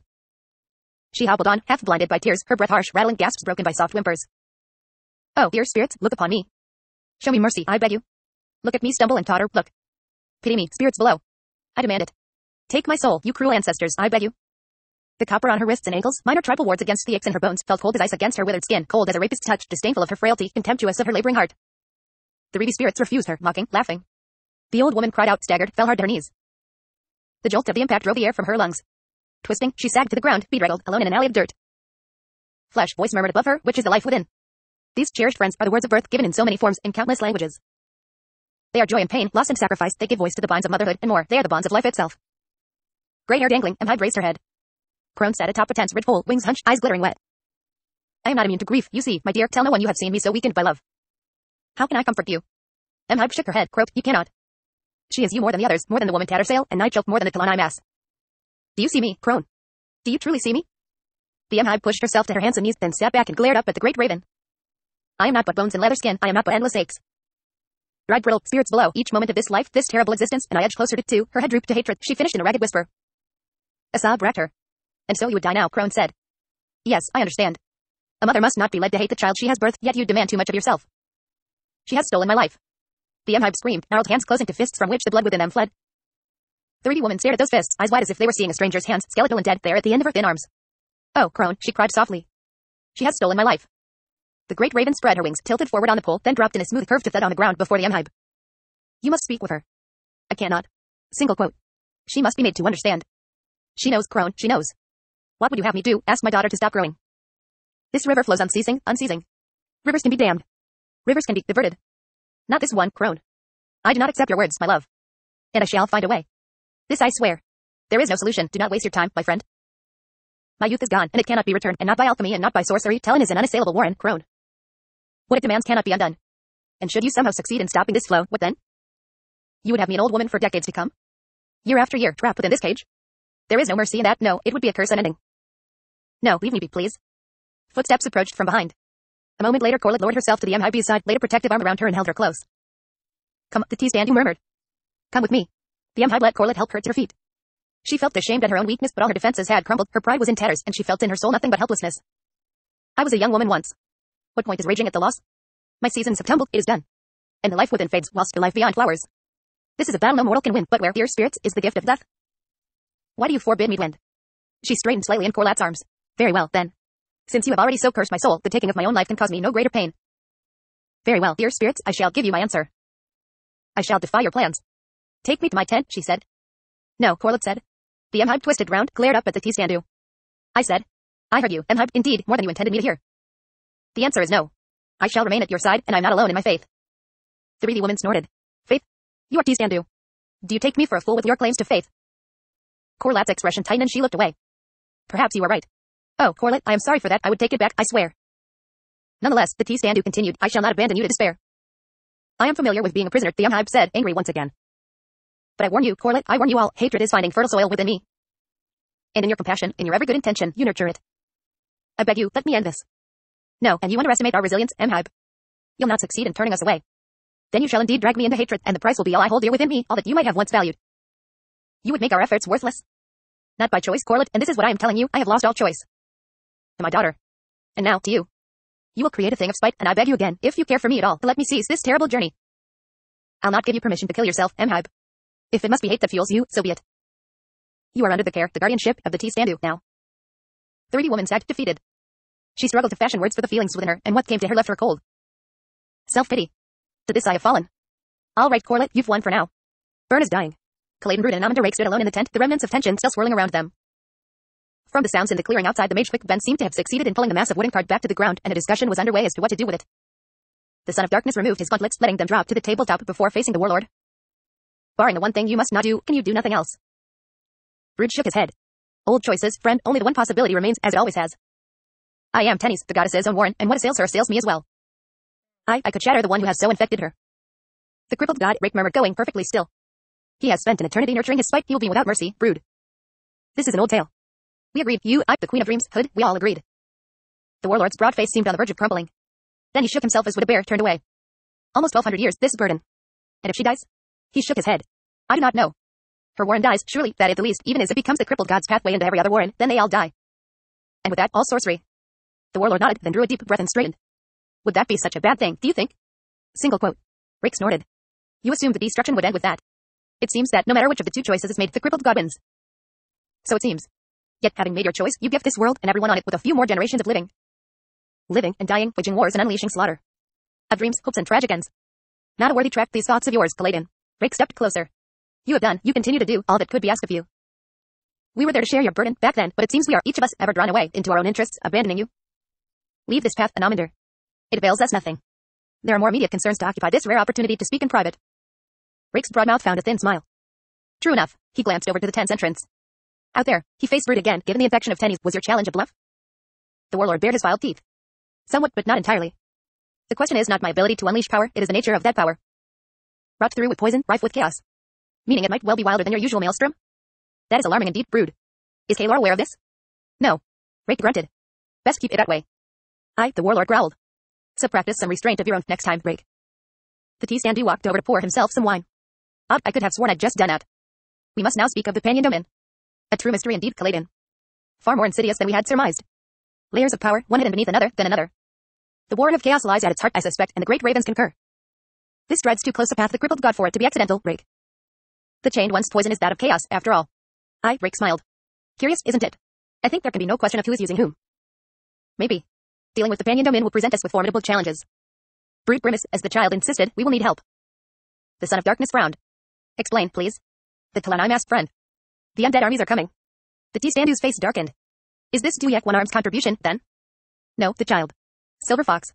She is a flesh and blood bone caster, the first in a long, long time. Tell me about her. The warlord did, at length, and when he was done there was silence in the tent. Studying Perrin with hooded eyes, Whiskey Jack strode over. The young captain was trembling, as if gripped by fever, his face bone-white and slick with sweat. Quick Ben had somehow managed to lower the tabletop to the ground, sorcery still wreathed it with dancing lightning that seemed reluctant to fade. The wizard had crouched down beside it, and Whiskey Jack recognized by his flat expression that the man was in a sorcerous trance. Questing, probing. You are a fool. The commander turned at the rasping words. Nonetheless, Kaelor. The tall, gray-haired man smiled coldly. You will come to regret your vow to protect the child. Shrugging, Whiskey Jack turned to resume his walk. I am not done with you. Kaelor hissed. But I am with you, the Malazan calmly replied, continuing on. Perrin was facing him now. The captain's eyes were wide, uncomprehending. Behind him, the T-Standu had begun to drift away, spectral and seemingly indifferent now that their lord had retired within the command tent with Caladan brood. Whiskey Jack looked for Corlett but didn't see her, nor, he realized after a moment, was the M-Hive anywhere in sight. The child Silver Fox stood a dozen paces from Perrin, watching the captain with tatter-sail's eyes. No questions, Perrin growled as Whiskey Jack halted before him. I have no answers for you, not for what's happened here, not for what I've become. Perhaps it would be best if you placed someone else in command of the bridge burners. No reason for that, Whiskey Jack said. Besides, I hate changing my mind on anything, Captain. Quick Ben joined them. He grinned. That was close, wasn't it? Single quote. What is that thing? Whiskey Jack asked him, nodding towards the tabletop. Just what it appears to be. A new unaligned card in the deck of dragons. Well, it's the unaligned of all unaligneds. The table holds the entire deck, remember. The wizard glanced over at Perrin. The captain here is on the threshold of ascendancy, as we suspected. And that means that what he does, or chooses not to do, could have profound effects. On all of us. The deck of dragons seems to have acquired a master. Jenny's and rule. Perrin turned away, clearly not wanting to be part of this conversation. Whiskey Jack frowned at the wizard. Jenny's and rule. I thought that was a name referring to his escapades with an certain weapon. It is, but since that name is on the card, it seems the two are linked, somehow. If the captain's in the dark as much as the rest of us, then I'll have to do some hard thinking on what that linkage signifies. Of course, he added, the captain might well know enough to help me along in this, provided he's willing. Perrin opened his mouth for a reply, but Whiskey Jack spoke first. He's got no answers for us right now. I'd taken we're carrying that ridiculous tabletop along with us on the march. Quick Ben slowly nodded.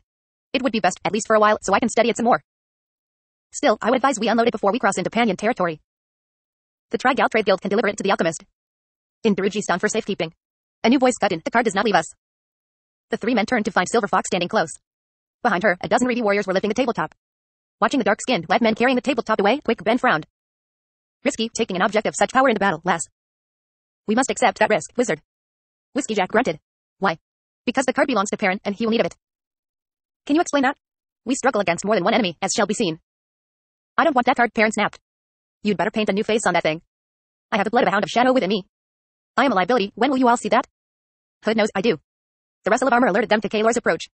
Whiskey Jack scowled. You are not part of this conversation. Kaelor smiled wryly. Never part of, but often the subject of. Not this time. The High King's flat gray eyes fixed on Quick Ben. You, wizard, are a hoarder of souls. I am a man who release his souls. Shall I break the chains within you? An easy thing, to leave you helpless. Even easier, Quick Ben replied, to make a hole in the ground. Kaelor dropped from sight, the earth gun from beneath him. Armor clattered, followed by a bell of rage. Silver Fox guessed, eyes widening on Quick Ben. The wizard shrugged. You're right, I don't care who or what Kaelor is. Whiskey Jack stepped to the edge of the pit, glanced down. He's climbing out, not bad for an old man. But since I'm not stupid, Quick Ben said hastily, I'll take leave now. The wizard gestured and seemed to blur a moment before vanishing altogether. Turning his back on the grunting, cursing Kaelor, whose gauntleted hands were now visible scrabbling at the crumbly edge of the pit, Whiskey Jack said to Perrin, return to the bridge burners, Captain. If all goes well, we'll meet again at Capustan. Yes, sir. Somewhat unsteadily, Perrin strode away. I suggest, Silver Fox said, eyes fixed on Kaelor's efforts to extricate himself, we two should depart this particular place. Agreed, lass. Slumped in his saddle, Whiskey Jack watched the columns of one-armed host marching out from the city of Pale. The day was hot, the hint of thunderstorms in the humid air. Coral-mounted black Maranth circled high above the two decamped armies, fewer in number than was usual. Their chief and Twist had departed with Captain Perrin and the bridge burners 4 days ago, and 8 of the 11 flights had left in the night just past. On their way to the Vision Mountains on the northwest border of the domain. The commander was exhausted. The ache in his leg was robbing him of sleep, and each day was filled with the demands of supply, details on the planned deployment on the march, and the ceaseless swarm of messengers delivering reports and orders and hurrying off with the same. He was restless to begin the journey across half a continent, if only to answer the 1,000 questions of what awaited them. Quick Ben sat in silence beside Whiskey Jack, the mage's horse shifting nervously beneath him. Your mount's picked up on your state of mind, Quick, the commander said. Aye.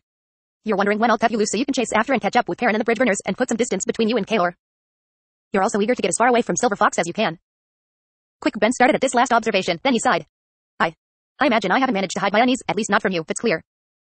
The child's grown 5 years or more since we arrived, Whiskey Jack. I looked in on the M-Hive this morning. Corlett is doing what she can, as are the Reedy shoulder women, but Silver Fox has taken from that old woman almost her entire life force. Who knows what's keeping her alive? The thought of converging to Lana ain't making me happy either. And then there's an Amanda Rake, he wants to know all about me. Has he attempted any further probing? Single quote. Not yet, but why tempt him? I need you for a while longer, Whiskey Jack said. Ride with my entourage, we'll keep our distance from the Son of Darkness as best we can. Have those mercenaries in Capustan taken your bait yet? They're playing with it. We'll wait another week, then. If nothing, then off you go. Yes, sir. Now, Whiskey Jack dropped. Why don't you tell me what else you've got going, quick, Ben? The mage blinked innocently. Sir, you've visited every temple and every seer and pale mage. You've spent a small fortune on readers of the deck. Hood, I've had a report of you sacrificing a goat at dawn atop a barrow. What in the abyss were you up to with that quick? All right, the man muttered. The goat thing stinks of desperation. I admit it. I got carried away. And what did the lost spirits in the barrow tell you? Nothing. There weren't any. Whiskey Jack's eyes narrowed. There weren't any. It was a reedy barrow, was it not? One of the few still remaining in the area. It was cleaned out. Recently. Cleaned out. Someone or something gathered them up, sir. Never known it to happen before. It's the strangest thing. Not a single soul remains within those barrows. I mean, where are they? You're changing the subject, quick, Ben. Nice try. The mage scowled. I'm doing some investigating. Nothing I can't handle, and it won't interfere with anything else. Besides, we're now officially on the march, right? Not much I can do out in the middle of nowhere, is there? Besides, I have been sidetracked, sir. Those snatched spirits, someone took them, and it got me curious. When you figure it out, you'll let me know, right? Of course, sir. Whiskey Jack gritted his teeth and said no more. I've known you too long, quick, Ben. You've stumbled onto something, and it's got you scampering like a stoat with its tail between its legs. Sacrificing a goat for Hood's Zach. On the road from Pale One Arms Host, almost 10,000 veterans of the Genebakan campaign moved to join the ranks of Kaladen Brood's vast army. The march had begun onward to war against an enemy they had never seen and of whom they knew almost nothing. Tor.com commentary. Chapter 5. Scene 1. Tok has been traveling for 2 days with Lady Envy, Tool, the Segula, and the 2 dogs, Gareth and Baljag. Tok tells Envy her flirtations make him nervous. Tool teaches Tok the making of arrows. As they watch Tool flake obsidian, Tok, in answer to Envy's question, says iron was discovered 1,000 years ago, and before that people used bronze, before that copper and tin, and before that probably stone. Envy says humans as usual focus only on humans, and that the elder races knew quite sophisticated forging methods, and mentions Dragnipur. Tok says sorcery replaces technological advancement, supplanting the progress of mundane knowledge. Tool gives Tok some info on Lady Envy. Rake, Brood, and a sorceress who later ascended to become Queen of Dreams used to wander together. Rake was joined by Envy and Osric while Brood went off on his own. Brood was gone for score centuries and reappeared 1,000 years ago or so carrying Burn's hammer. Meanwhile, there was a falling out among the trio. Osric left and Rake and Envy eventually parted argumentatively before the chaining of the crippled god, which Rake attended and Envy did not. The 2 discuss the Segula, and Tok says he thinks Mock's twin stripes means he is the 3rd highest Segula and says there is a legendary Segula with an unmarked white porcelain mask that only the Segula have seen. Tool asks Inu why the Segula came here, and he answers they are the punitive army of the Segula. Usually their black mask's first level initiates kill everyone who comes to the island, but as the unarmed invaders, priests of the Panyon kept coming and then threatened an army, the Segula decided to deal with the source. Tool asks how old Inu is, and he says 14. Tool had been greatly impressed by Inu's swordsmanship. Scene 2. Thurl attacks Tool. As they fight, Envy tells Tok how Rake once visited the Segula island, not knowing anything about them, and because he deferred to none, ended up fighting Segula for 2 bells and eventually had to step into his warren to slow his heart rate. Mock says the Segula call him Black Sword and that his people still hold the 7th mask for Rake to claim. Tool wins the fight. When he tells Tok he used only the flat of his blade, Mock is taken aback. Envy, over Mock's objection, heals Thurl then forbids any more fighting. Scene 3. Whiskey, Quick, Ben, and Mallet are together on the same hill where they found Tattersail and Hairlock in Go TM. WJ asks for a report. Mallet says Baron's blood has the taint of ascended blood in ascendant places. Lake shoves down a corridor, and the more he refuses to go, the sicker he gets. Quick Ben says Perrin is pretty much an ascendant himself. Quick Ben wonders where the hounds went that Perrin freed and says his link to one of them makes Perrin unpredictable. He suggests they shove Perrin down that corridor themselves, even if they don't know what's at the end of it.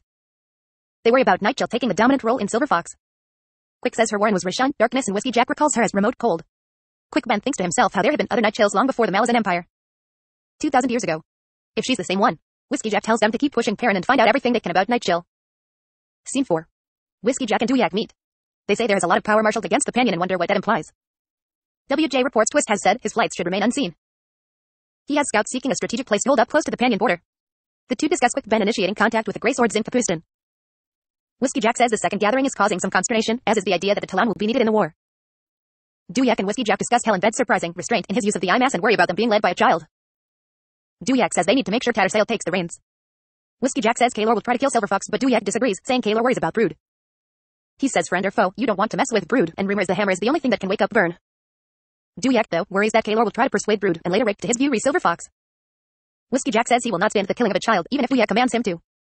They get themselves another drink. Scene 5. Brood wonders aloud to the Emhibe if maybe Kaylor might be right, and the Emhibe says they'll kill Silver Fox over her dead body. Brood says it pains him to see what Silver Fox is doing to the Emhibe. The Emhibe explains that blood-bound lives are the web that carries each of us. They make up that which a life climbs from newborn to adulthood. Without such life forces, one withers and dies.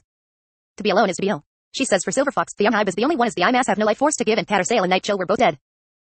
When Brood asks why it's accelerated, why Silver Fox is so impatient, Corlett asks if he thinks she's doing so in order to have more authority, since she'll no longer be a child when the second gathering occurs. The Emhibe says whereas the Andy or Brood have the centuries of living necessary to contain what you command, Silver Fox does not. To fully command great power, she must be a grown woman. The 3 agree that the concern is that even then, she will be untempered, lacking experience. Corlett speculates Silver Fox may also be hurrying her growth to be able to defend herself against Kaylor, and they wonder what is the secret between the 2 of them. Brood asks if she does not have experience via the other souls in her. The M-Hype says she is still learning of the others and is comforted by what she sees of Tattersail, less so by Nightchill, of whom she senses a seething anger, a hunger for vengeance, possibly against Taskrin of Bellard, and she says he is only a memory of Nightchill. When Brood says wasn't it Rake who killed Nightchill, Corlett says not, she was betrayed by Taskrin. Brood suggests they try to ensure Tattersail is dominant, and when Corlett says trust Whiskey Jack to do just that, Brood says he hears her heart in her words. Brood tells the M-Hype to keep an eye on Silver Fox. Scene 6.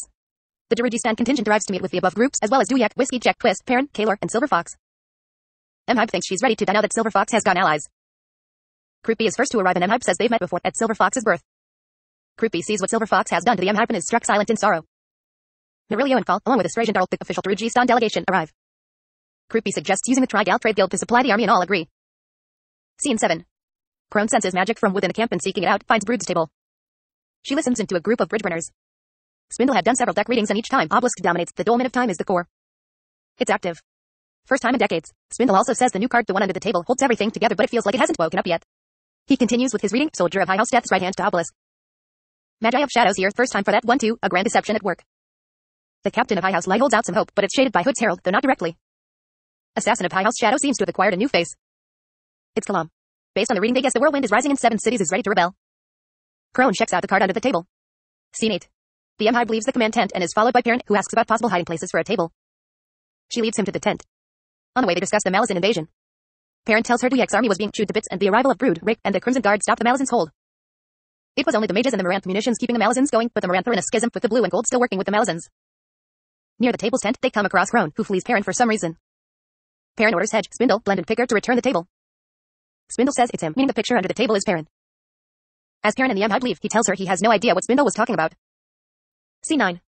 Perrin meets Whiskey Jack, who tells him Croupy called, and Maria will be joining the march, and that the Black Moranth will take Perrin and the bridge burners to the Barghast Mountains in hopes that Trotz will get the Whiteface Barghast as allies. Then they are to continue on to Kapustan. Rake appears in dragon form in the endy part of the camp. Scene 10.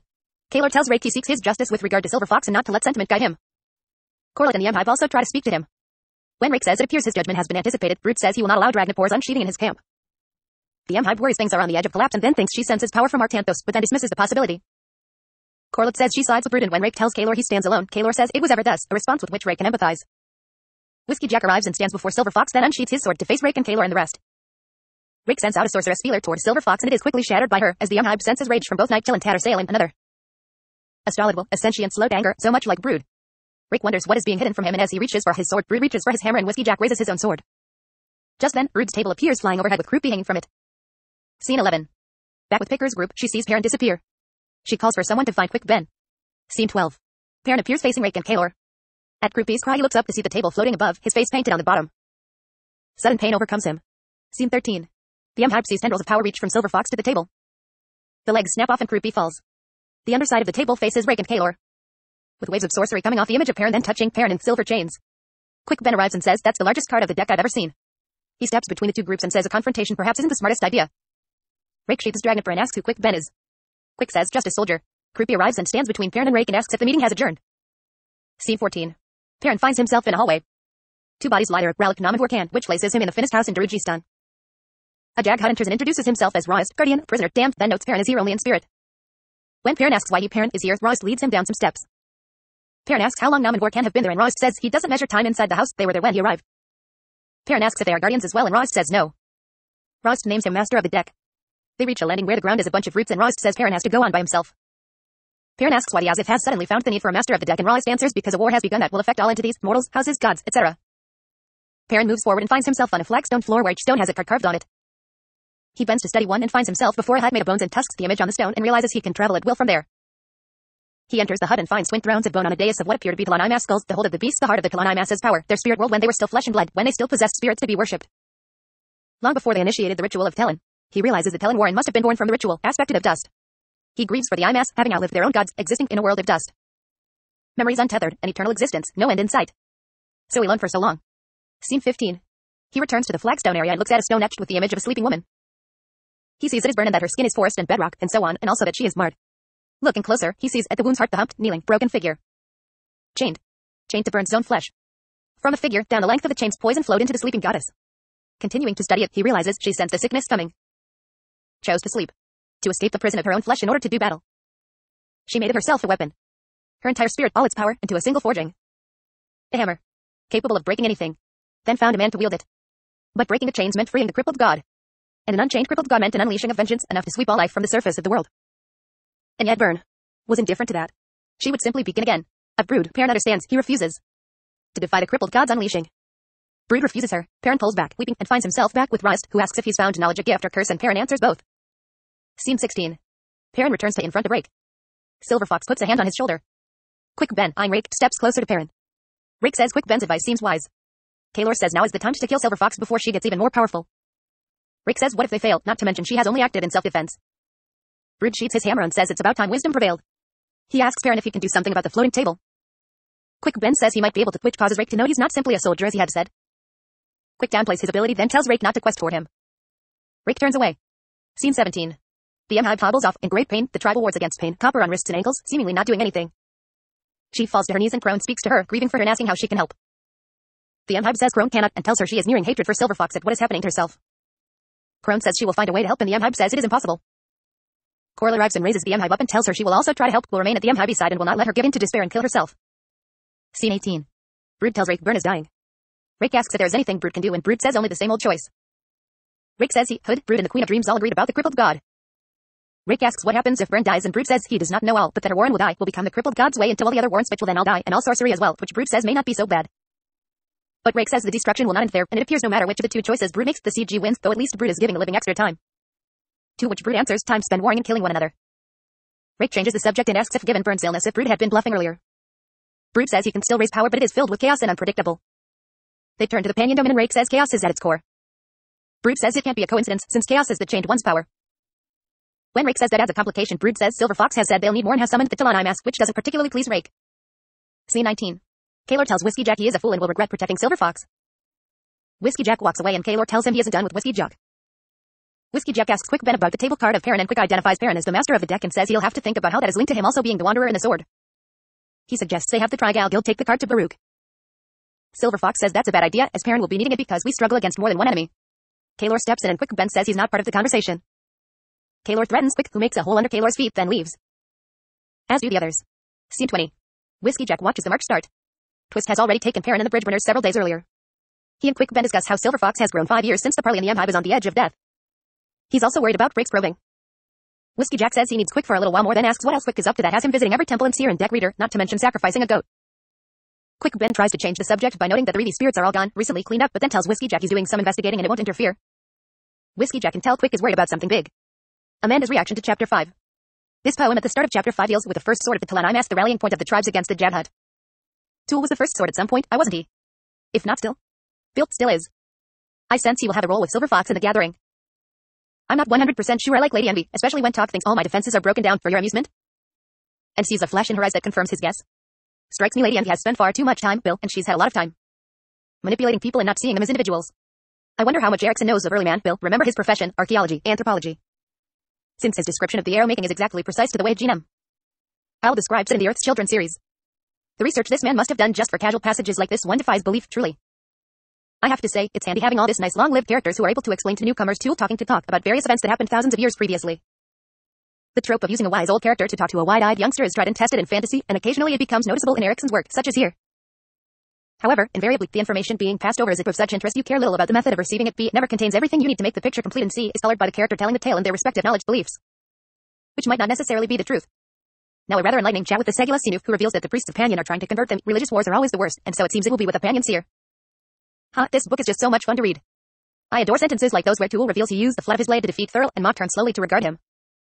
I love it where we find that Anaman Rake is demanded to take his place as the seventh of the Segula. There are so many bits of this book that make me thrilled to read it. The confusion of Gardens of the Moon has faded, the readjustment of changing continents and conflicts is removed, Memories of Ice is just all out fun so far. Quick Ben raises a really interesting point, one that has been told to us a few times in passing, but is never reinforced. The sword Dragnipper doesn't belong to Rake. It was forged by Draconis. I think that needs to be borne in mind as we go on, and I think it might reveal more about Perrin's affliction. Although we already know Nightchill's actual name, it is worth highlighting this passage which would help readers on their own come to realize we have, in fact, met Sister of Cold Nights. There have been other Nightchills long before the Malazan Empire. A woman, a sorceress, named Nightchill, again and again. If she's the same one. Regarding this point, I am also left wondering if Quick Ben merely heard stories or if some part of him was present and met the other Nightchills. How old is he? Where did he come from? I am half wondering about Draconis linked to Quick Ben now. We've seen possession by gods, we've seen rebirth of characters. Hey, whatever and whoever he is, Quick Ben certainly has a high opinion of himself. Fine, oh fallen one, but that means you'll have to outwit me. Forget the gods and their clumsy games, I'll have you crawling in circles before long, a reasonable expectation? Or overconfidence? We'll see. Good rule of thumb though in malice, don't bet against Quick. Seems to me they came out of their encounter fairly even. Sure, Quick Ben stole back his pebble, but if not for Burns' helpers, the crippled god would have had Quick Ben in his grasp. Neat work with the conversation between Duyek and Whiskey Jack. It's a nice little recap of the personalities involved, the issues that are likely to be encountered, and drops any of the reminders or new knowledge about such items as Brood's hammer. Corlett and Whiskey Jack. Gets all soppy asterisk. I hear your heart in your words.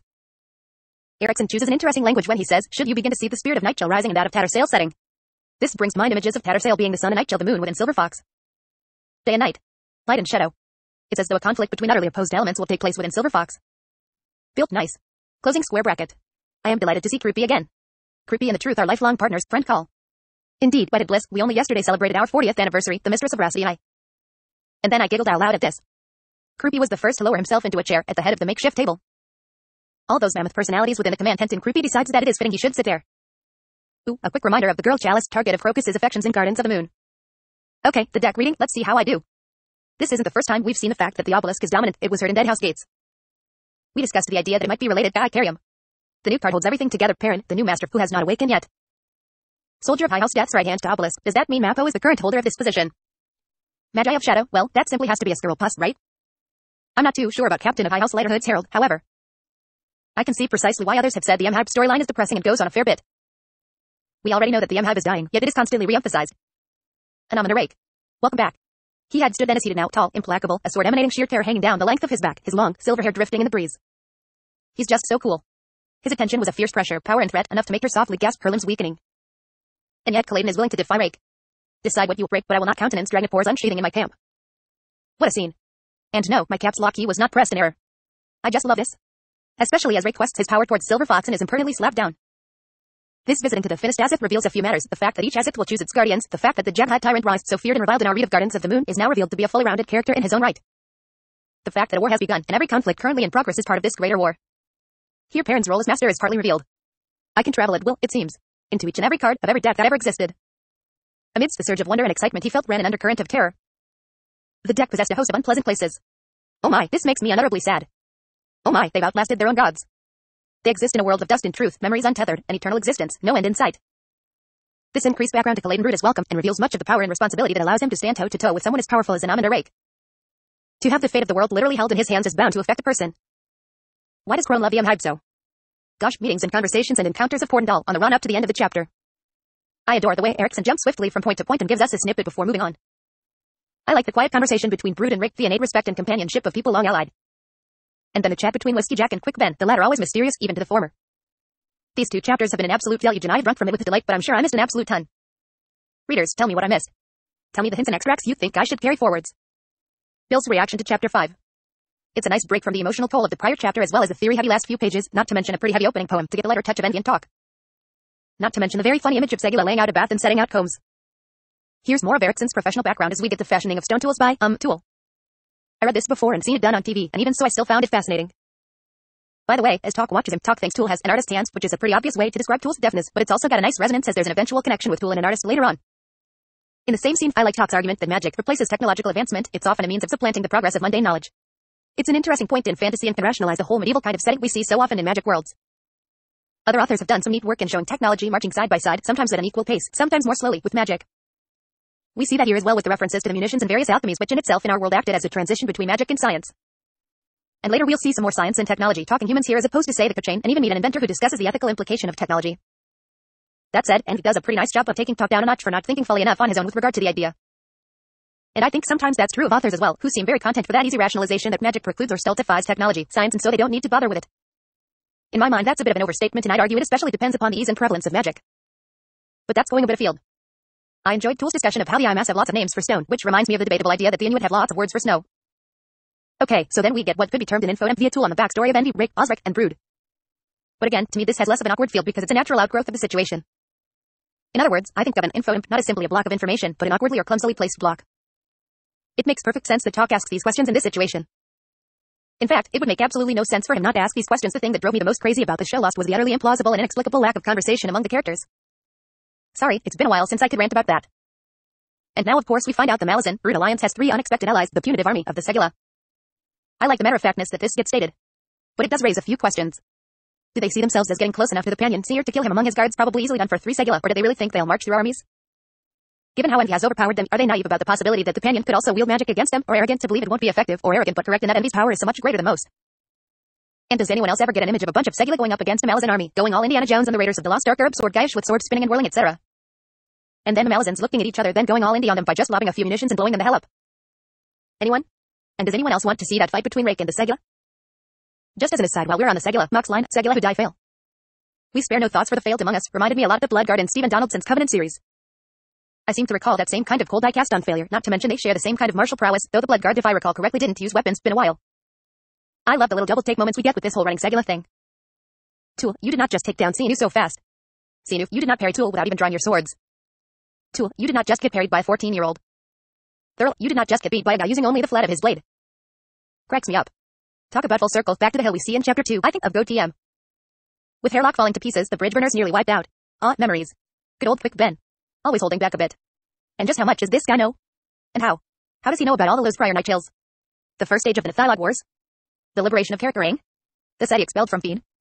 Nice too that after we get the mention of Nithilog, we get it again from Duyak, who has read up on Brood and the Nithilog histories. Interesting, this little quiet strategy session between Duyak and Whiskey Jock.